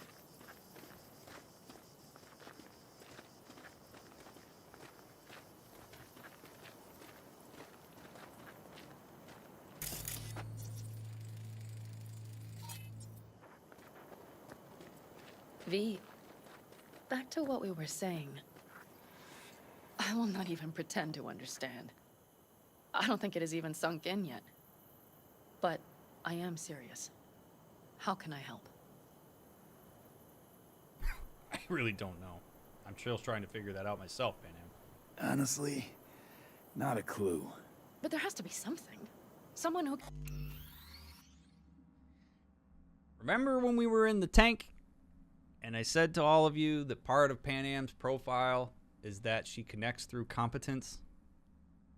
Remember that? You have presented me with information I don't understand. You have presented me with information that potentially puts a wedge between the two of us and creates distance. How can I help? She immediately goes to problem solve. And when I say I don't know how you can help, what that does is it highlights incompetence for her. And incompetence for her means more distance. So if she wants a relationship with me saying that is going to be incredibly threatening because there's a chance that she's going to hear that as there's nothing you can do, thus this ain't going to work.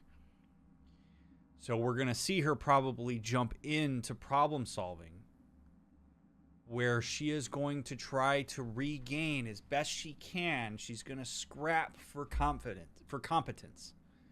She's going to do everything she can to try to help because she believes that if she can become competent as it relates to this, then I will connect with her. This stuff runs deep into people's cores. And all of us have ways that we've learned throughout our lives to connect with people. And this is Pan Am's. And you see it even come out as subtly as that question of how can I help, and seeing her anxiety go up when I say I don't know how you can. Because there's more at stake than just the content of this conversation. What's at stake is the entire process of our relationship. Oh my God, V's not going to be attracted to me. He's not going to want to do this if I'm not competent, if I can't help him. It's powerful stuff. Remember Hellman? He's the one who created the personality construct tech.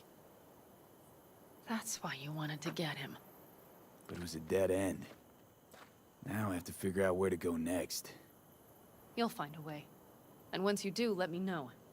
I will help. This whole family will help. Saul was not joking. You understand? Thank you. Thanks, Pan Am. Oh, I really thought she was going for the kiss there. She's got the info now, though, chat. She's got the info now. As I stare longing at her as she walks away into the sunset.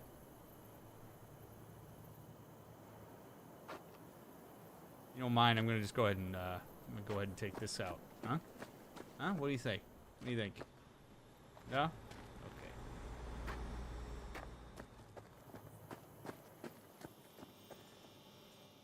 Damn.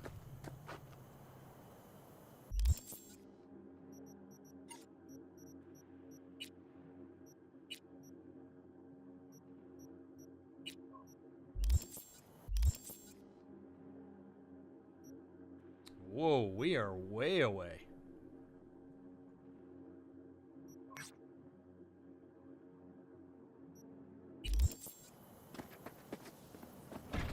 As another reminder, if you are enjoying this playthrough, I encourage you to hit the thumbs up button down below the video. I do appreciate all of you being here. I hope that my analysis is interesting and it adds a little bit extra to this. I have to give, so as much as I am disappointed that CD Projekt Red made that conversation with Pan Am as bare bones as it was, I do have to give them credit for writing her consistently.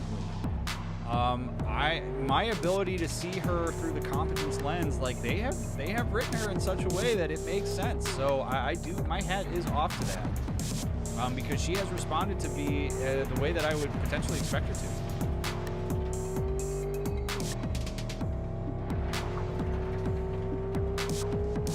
Is it a good sign or a bad sign that Pan Am is still interested in V after learning about Johnny? Is she just latching harder, or is it genuine? It's impossible for me to know that. I think it's okay. I mean, I'm not going to cast judgment on her response to me. I'm only going to take it for what it is and respond to it accordingly. If Pan Am is okay with it, I'm not going to take that away from her, so long as she is fully informed. Then it's up to her to make the decision, because that decision is as informed as possible. It's not fair for me to withhold any information. As I share this information with her, if she continues to be okay with it and wants to connect, then there's nothing wrong with it. I think that's okay, and I think we can respect that decision. And then it comes down to me. Do I want to connect with her now, given that she has this information? If that answer is yes, then great. So that's the importance of information and consent.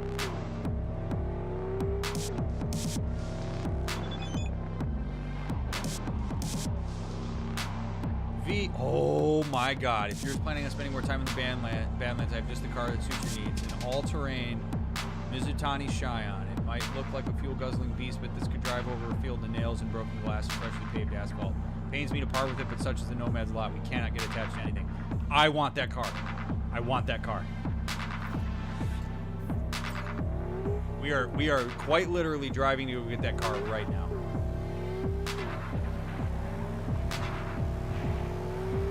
Cowabunga, baby. I really hope I can afford it. If we get all the way there and I can't afford it, I'm going to be a real sad man. 115K. I can afford that. 115K. Let's go, baby. We were at the races with Claire. I told you all I want. Oh, my God. I told you all I wanted one of those. And now I have an opportunity, and I'm driving like a bat out of hell to get it. Come on. Oh, my God. Okay, all right. Might as well trash this car because I ain't gonna be using it anymore after this. Gotta have it.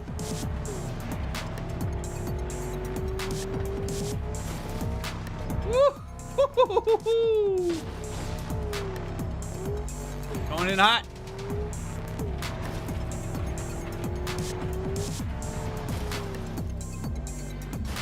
Car sucks anyway. All right, dog. I'll get you in the next car. I'm ready. I'm ready. I'm ready. I'm ready. I'm ready. I'm ready. Oh, yes. Oh, you sweet, beautiful car. Oh, my God. Oh, God. All right, it needs to be cleaned up a little bit, but I'm into it. I'm absolutely into it. Let's go. Even got the Formula One wheel? Are you kidding me?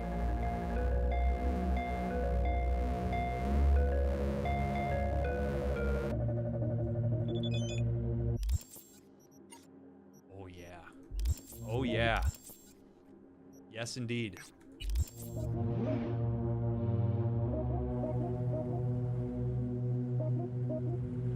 Good morning, night city, a day in the light. I was on my own, catching a ride with the lady.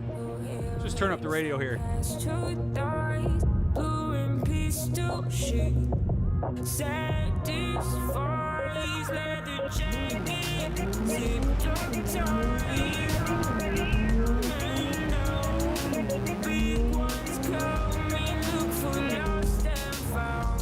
I am big, bright enough.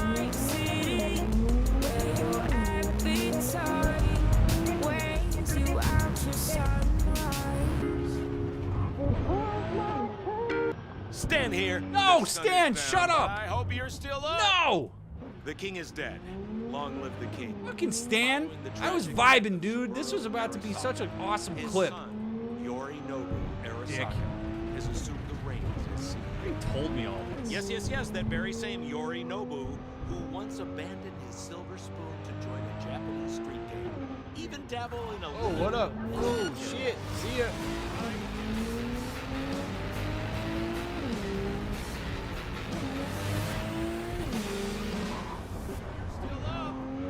Is it a God, mirage? this A car is hologram? literally perfect. No, my friends. It's clear, open skies.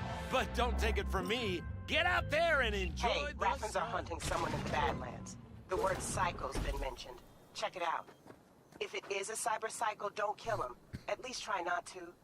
I have people who can get him into experimental therapy. And therapy doesn't work on the dead. Sending you the details.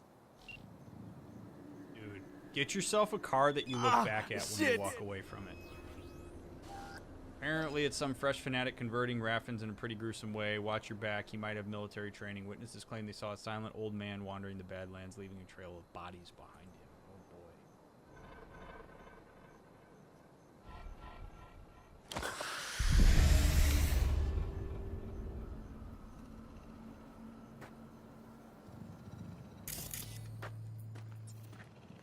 Oh, so beautiful.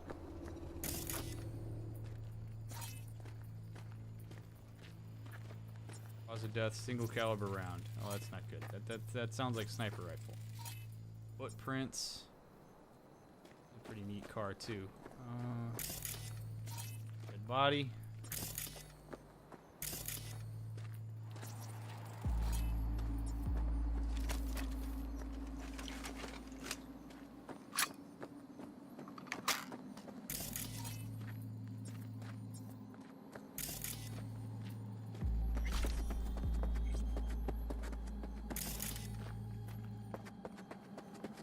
Yes, he's probably over there by that windmill.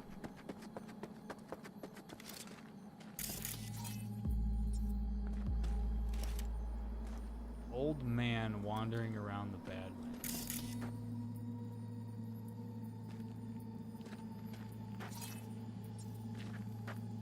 Man, these people got messed up. Holy shit.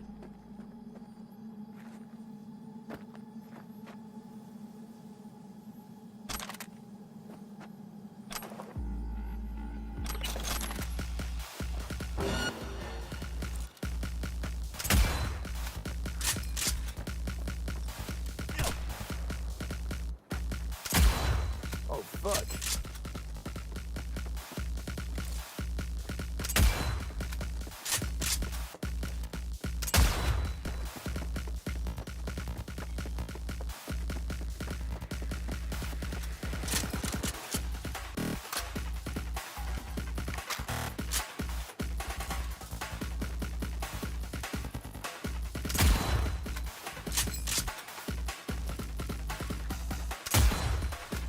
Do not miss anything. I mean, just be better. I mean, I'm just better. That's all it is. Just better.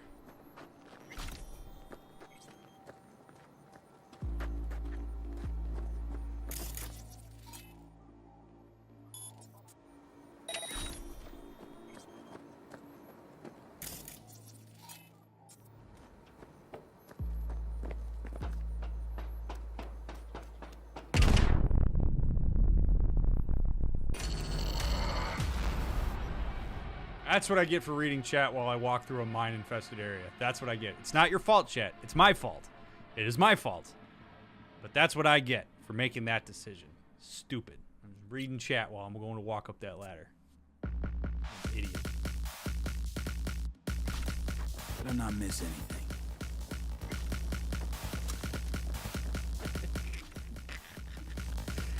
Ever play Telltale's Walking Dead? That is on my list. I have not played it. I've played Wolf Among Us, but I have not played Walking Dead.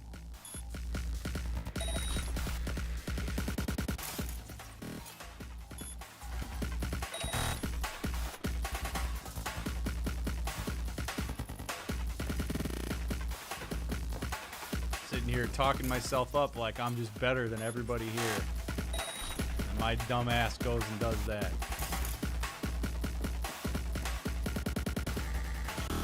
How the hell do I get up there with that? Do I chuck a grenade up there and let it set it off?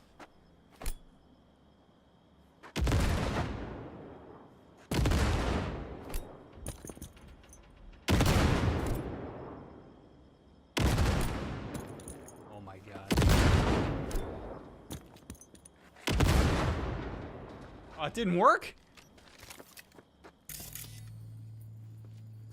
How the hell?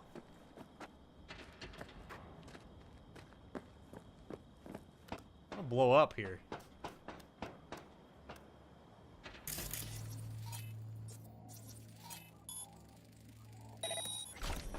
There we go.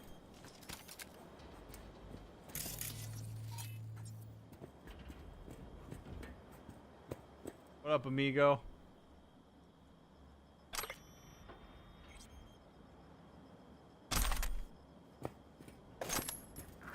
Read the shard. I have seen the light.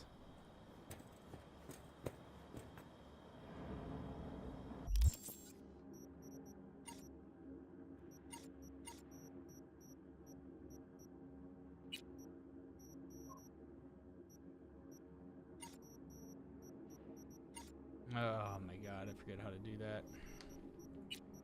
Backpack. I don't need my items, I need my like lore stuff. Oh wait, there we go.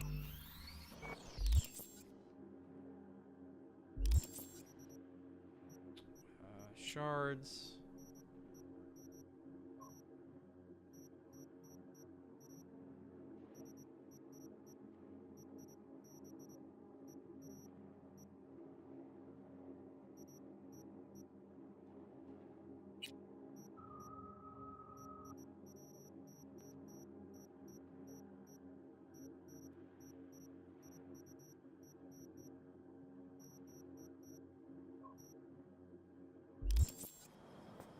I have seen the light. Man, I really wish they would make this easier.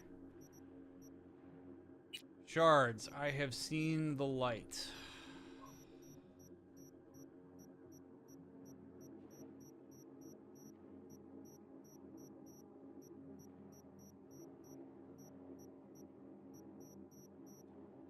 There it is.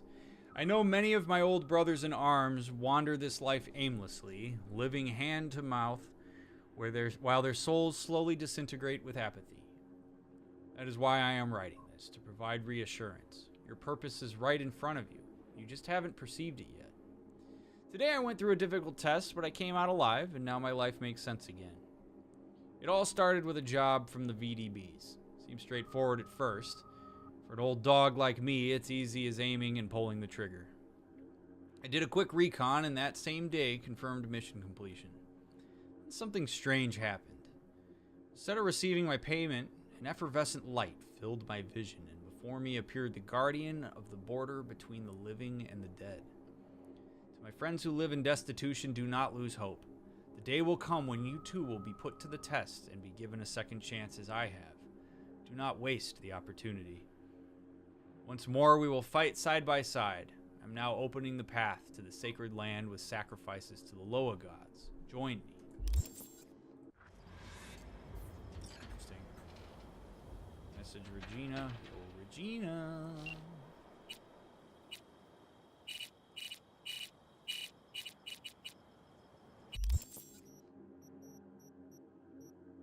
Managed to incapacitate our guy, named Zion Wild. Had some burnt-out military-grade combat implants. Plucked his victims from the Raffen shivs, so long as the Loa gods would open up his passage to the sacred realm. Not sure if he prayed too hard or if those single circuits messed with his head, but something went seriously wrong. Maybe you'll be able to find out more.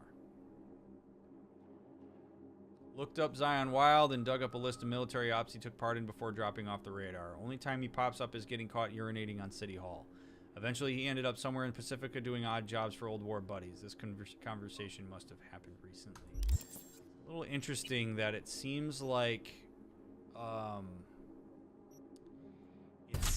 a lot of this is military, like Like, there's a lot of military people that are dealing with the cyberpsychosis. That seems to have been a common theme here.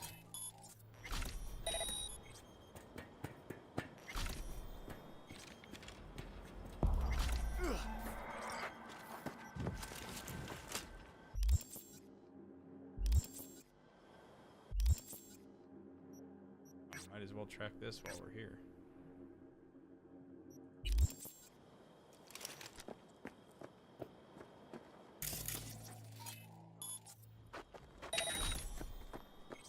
I wonder if there's anything in the guy's house.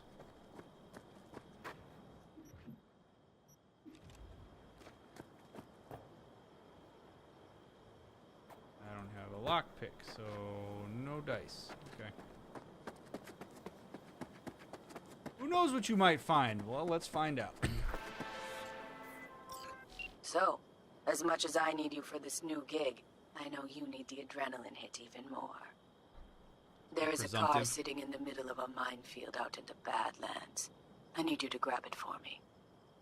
The chances of you exploding aren't zero, but let's face it, isn't life one big minefield anyway? Details are in the attachment. Okay. Probably just shouldn't have said anything there. Well, no. I want information. But then now I'm like, I'm going to do it anyway. Don't tell me that. No, it's good. She told me that. Thank God, Dakota, you gave me information so I can make an informed decision about this. The Badlands are peppered with disarmed minefields from 2071, though after several folk were dislegged by these disarmed mines, most decided to steer clear of these areas. That is, except for the smuggling types. A number of their routes run through these fields.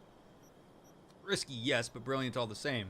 Why would anyone guard the border when they practically do your job for you?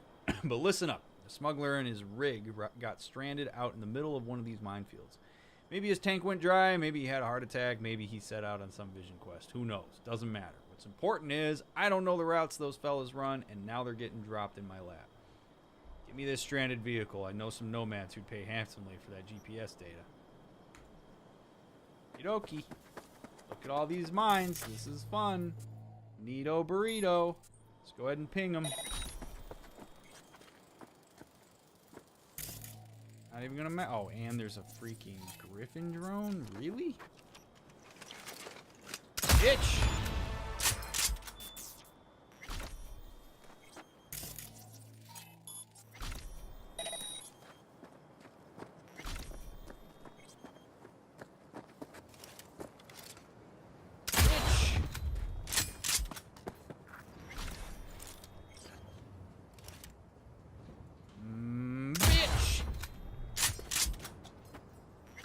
Anybody else?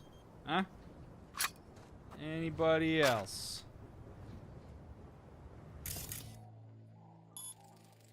I'm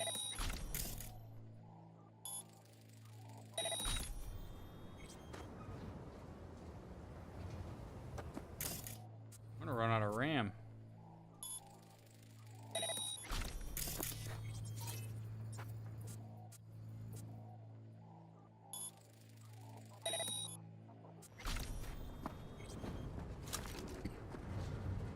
Shit, that thing's got some good ass components in it. Alright, hold on. I want your guts. Oh, you robot. Thank you.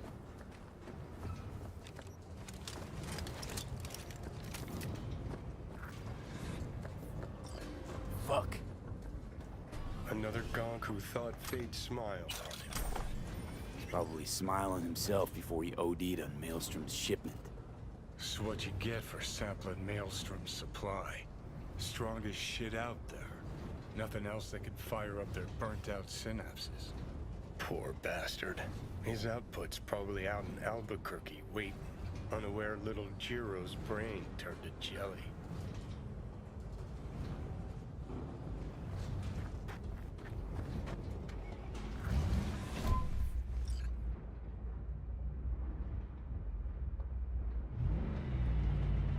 Cool interior. A little afraid of these mines, though. I didn't deactivate all of them.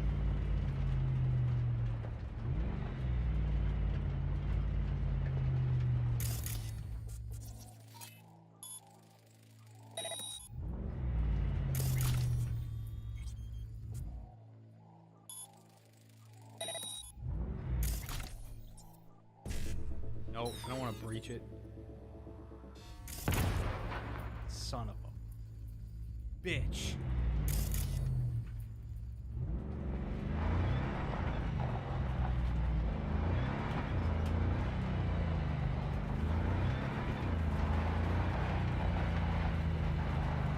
What a cool interior.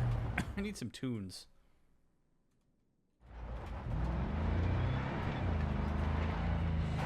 Thing also hauls ass. Look at that.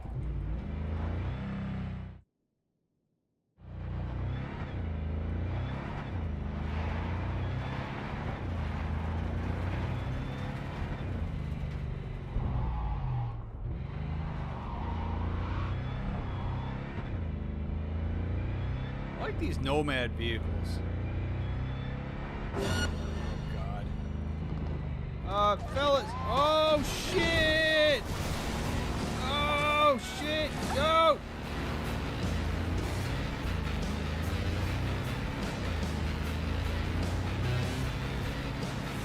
I appreciate the slang they made for Cyberpunk. I agree. I definitely agree. It kind of gives Cyberpunk, like Night City, its own culture, which is really neat.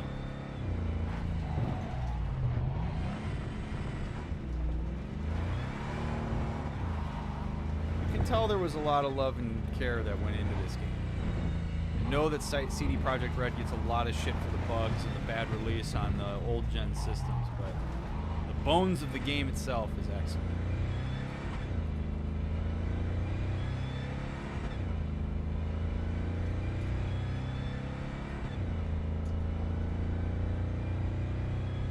I don't know if Dakota's going to be super thrilled with the condition of this car when I get it to her, but that's okay. At least I got it for her. Gorgeous this is coming up to this, coming up to Night City. Fantastic. Just hate that it's over piles of trash.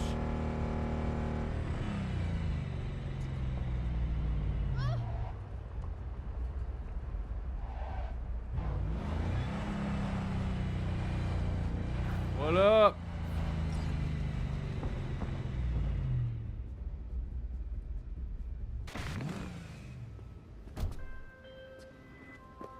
Well, well. These are the results I like to see. Until next time, brother. Gate closed. You're welcome. Happy to help. You don't pay very well, Dakota, but it's fine. As long as I have my cool-ass car, I'm okay. Get new shoes? No? No? Okay. Decent shotgun. I don't know. I mean, I guess I don't really use... Yeah, let's go ahead and do that.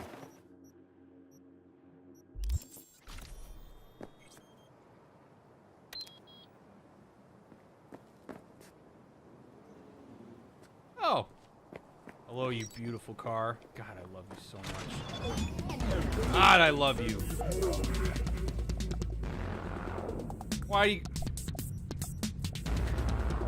You happen to be looking for a new car? Kind that won't choke on dust every time you go through a turnpike? If the answer is yes, check the coordinates attached. I have a Quadra that my brother-in-law turned up. When he says he's a perfectionist, I mean he checks 5 times before tightening every screw and polishes every inch of the frame until it sparkles. You won't find better quality for your money. Truth is, every nomad wants a car like this, but few can afford it.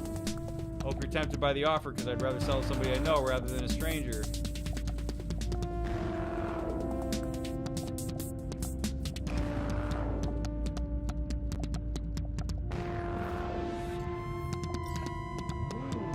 It's only $73K. So, maybe not. I don't know.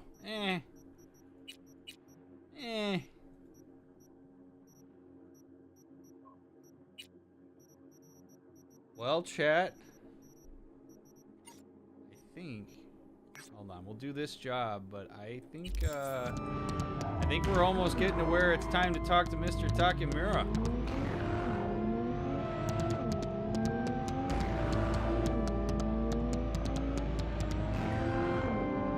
Love this car. love this car. This is so fantastic.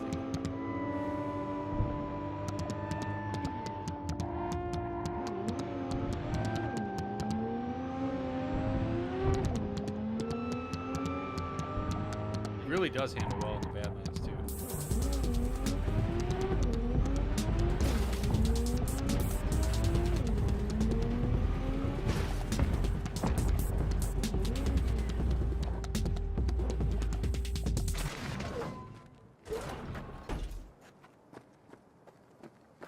Well, this can't be safe. V, I hear a war vet's barricaded himself at home. The neighbors heard shots. Figure out the sitch and keep me posted, okay? Sending details now. Yeah, I mean, that is a real pattern in these. Is you're seeing a lot of folks that were in the military. Best put on some walking shoes, because getting to this house is a bit of a climb. Can't spy much from the bottom, but folks say there was a heavy shootout, so I'm guessing there wasn't no family quarrel. Dust is settled by now, but I'd still watch my step if I were you.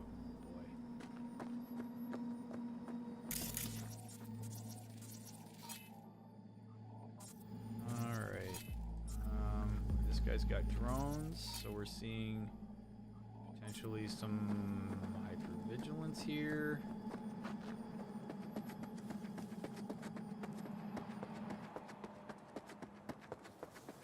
Oh man, something tells me that the cyber psycho thing is going to lead to some kind of military bullshit.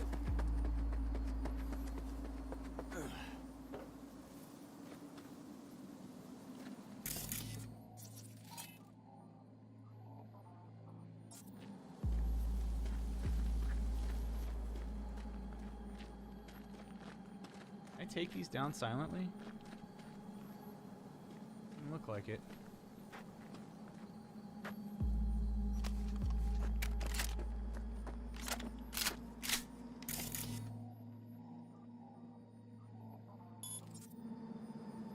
If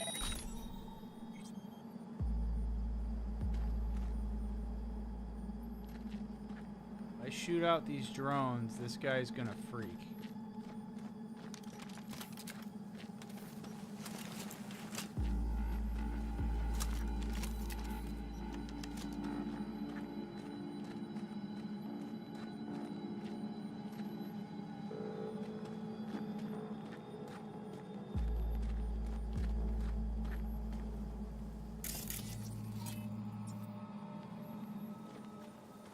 Don't know if I have an into this building anywhere besides that door, so he's going to be... I can't sneak up on him.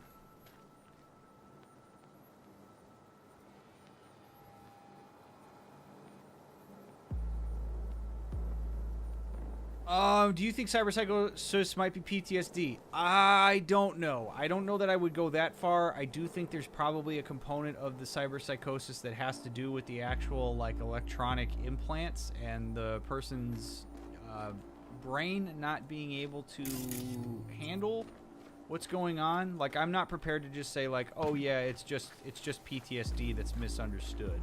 I think that's probably a little bit short-sighted. But it is possible. 7A, 1C, E9.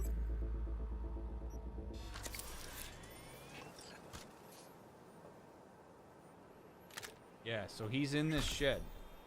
And I'm gonna have to just open the shed and...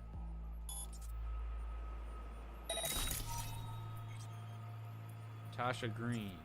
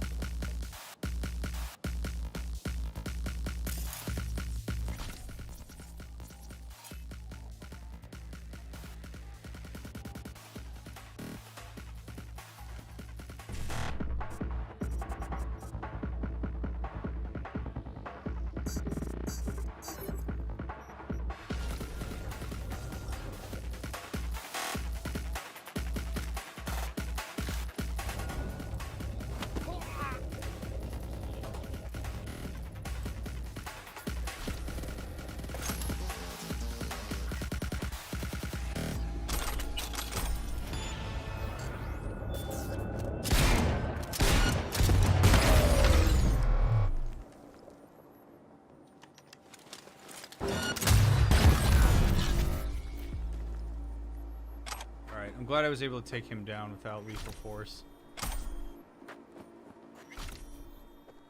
Alright, search the area to collect information.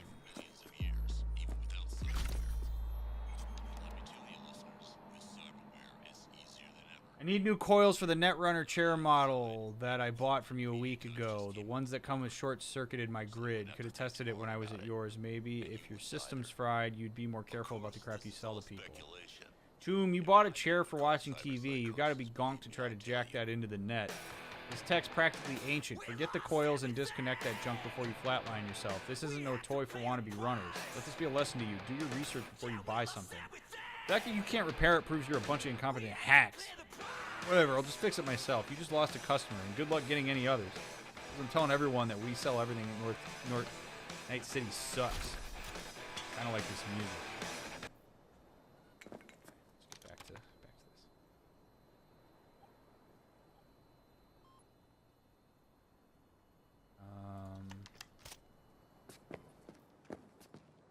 All right, let's do some more searching. Hope you had a good birthday. Sorry I haven't been able to watch your streams too much lately. Lots of midterms. Hope you and everyone's doing well. Krona, thank you so much for the 2-month membership. I appreciate that immensely. You don't have to apologize. Midterms are more important than my stream. I hope those are going as well as they can, friend. Thank you so much for popping by, and I really do appreciate the membership. Don't come here. There's no point. Russell's completely lost it. It's not safe here. I'm trying to be understanding. I know what he's been through. I even scolded our son for being selfish and trying to escape. Now I know he was right. Getting out is the only way. I can't even talk to Russell like a normal person anymore. Last week he laid new mines and forgot to tell me about them. One step in the wrong direction and that would have been the end of me. His house is starting to look more like a prison. Still, at least in prison, you know what to expect. But here? Oh, man. Okay. So I cannot diagnose this Russell guy with PTSD, so I'm not going to do that. Okay? Even though I know he's a virtual character, I can't do that. However, whether it's PTSD or not, we are going to talk a little bit about how something like this can happen. If Russell was in the military and he saw active combat or he was in really intense moments, there's a good chance that at any given point in time he was unsafe. Maybe there were times where people he knew got killed or significantly injured out of nowhere. Maybe he was in a spot where at any point in time something could happen that was terrible and you had no idea what it would be. Well, our brain doesn't like that. That's too much uncertainty, especially when you couple it with that much actual risk. It's going to go haywire. It's going to experience that as traumatic. Well, one of the ways that the brain can compensate for that is to develop a sense that it needs to have full understanding, control, surveillance, and barrier to the outside unanticipatable world. That is risky. So what he's doing by fortifying his home in Night City or just outside of it is a functional response to that is in a misplaced context.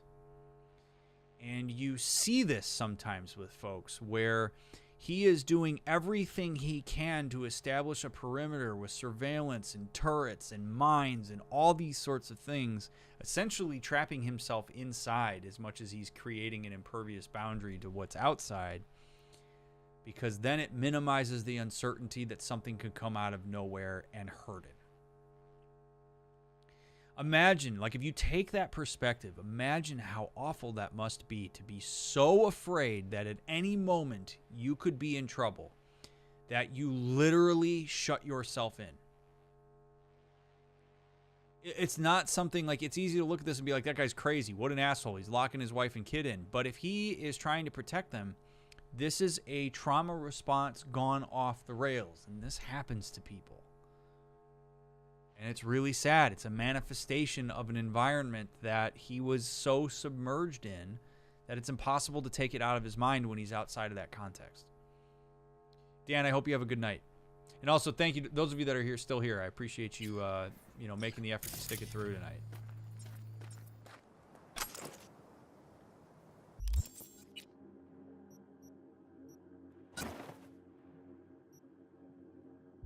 Kinda hate the fedora, but... Oh man, is this kid gonna be in here? Are we even able to get inside?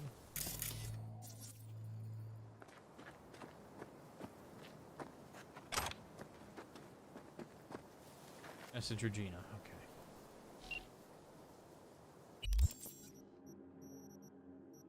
Got our guy, knocked him out. Must have had a rough past because I've never seen anyone more paranoid about security. Tried coding his own ice, but all he did was cause a power outage. Family must have come back to check it out, and that's when the defense system's activated. No wonder he lost his shit. Gonna be hard to set him straight again. Oh my god. That's awful. Poor Gonk was so afraid someone would zero him that he turned his house into a death trap. Too bad his family happened to walk into it, went completely unhinged after what happened. See, I don't think I would consider him to be unhinged. What he did makes complete sense. It's unhinged from an outsider's point of view, but if you have some context, I don't think we'd call it unhinged. I think we'd call it perfectly rational. It's sort of like he became his own autoimmune disease. And sure, it's possible for him to have agoraphobia. Absolutely, Sean. Absolutely. Damn. That sucks.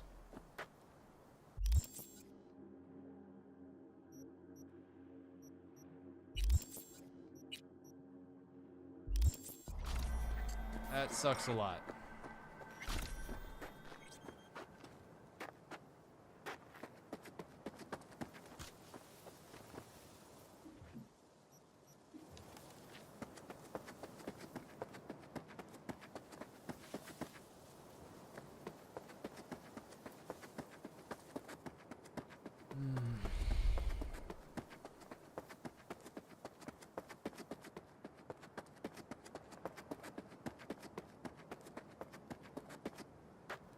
Well, as we admire my beautiful car,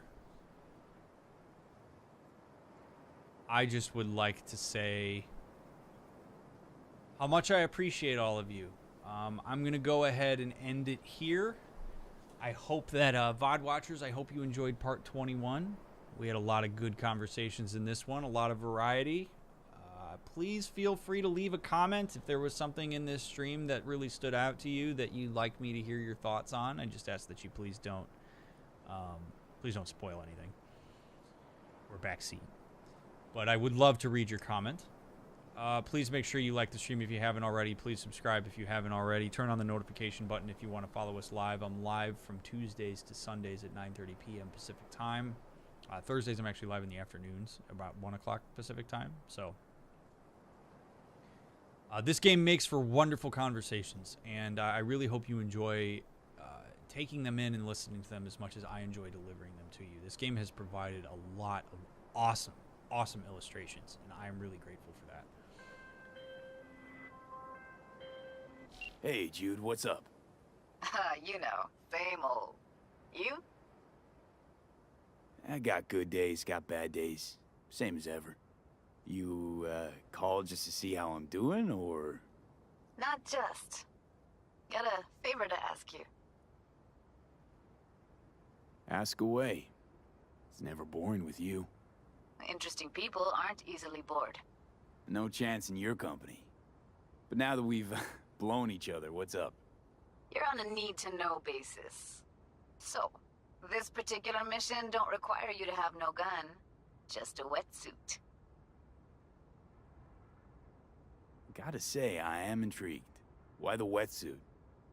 Can't back out now. Just gonna have to use your imagination.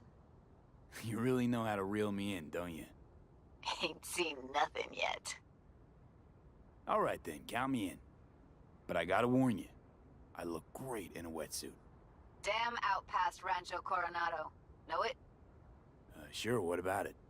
Little, abandoned bungalow lakeside. Meet me there. At sundown. Sounds like a plan. See you there. Bye-bye.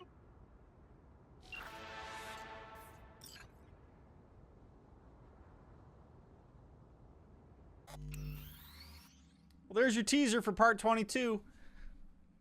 Thank you for being here. I appreciate y'all immensely. And I will catch you on the next one. Follow me on social media down below. See you in part 22. See what Judy's got in store, huh?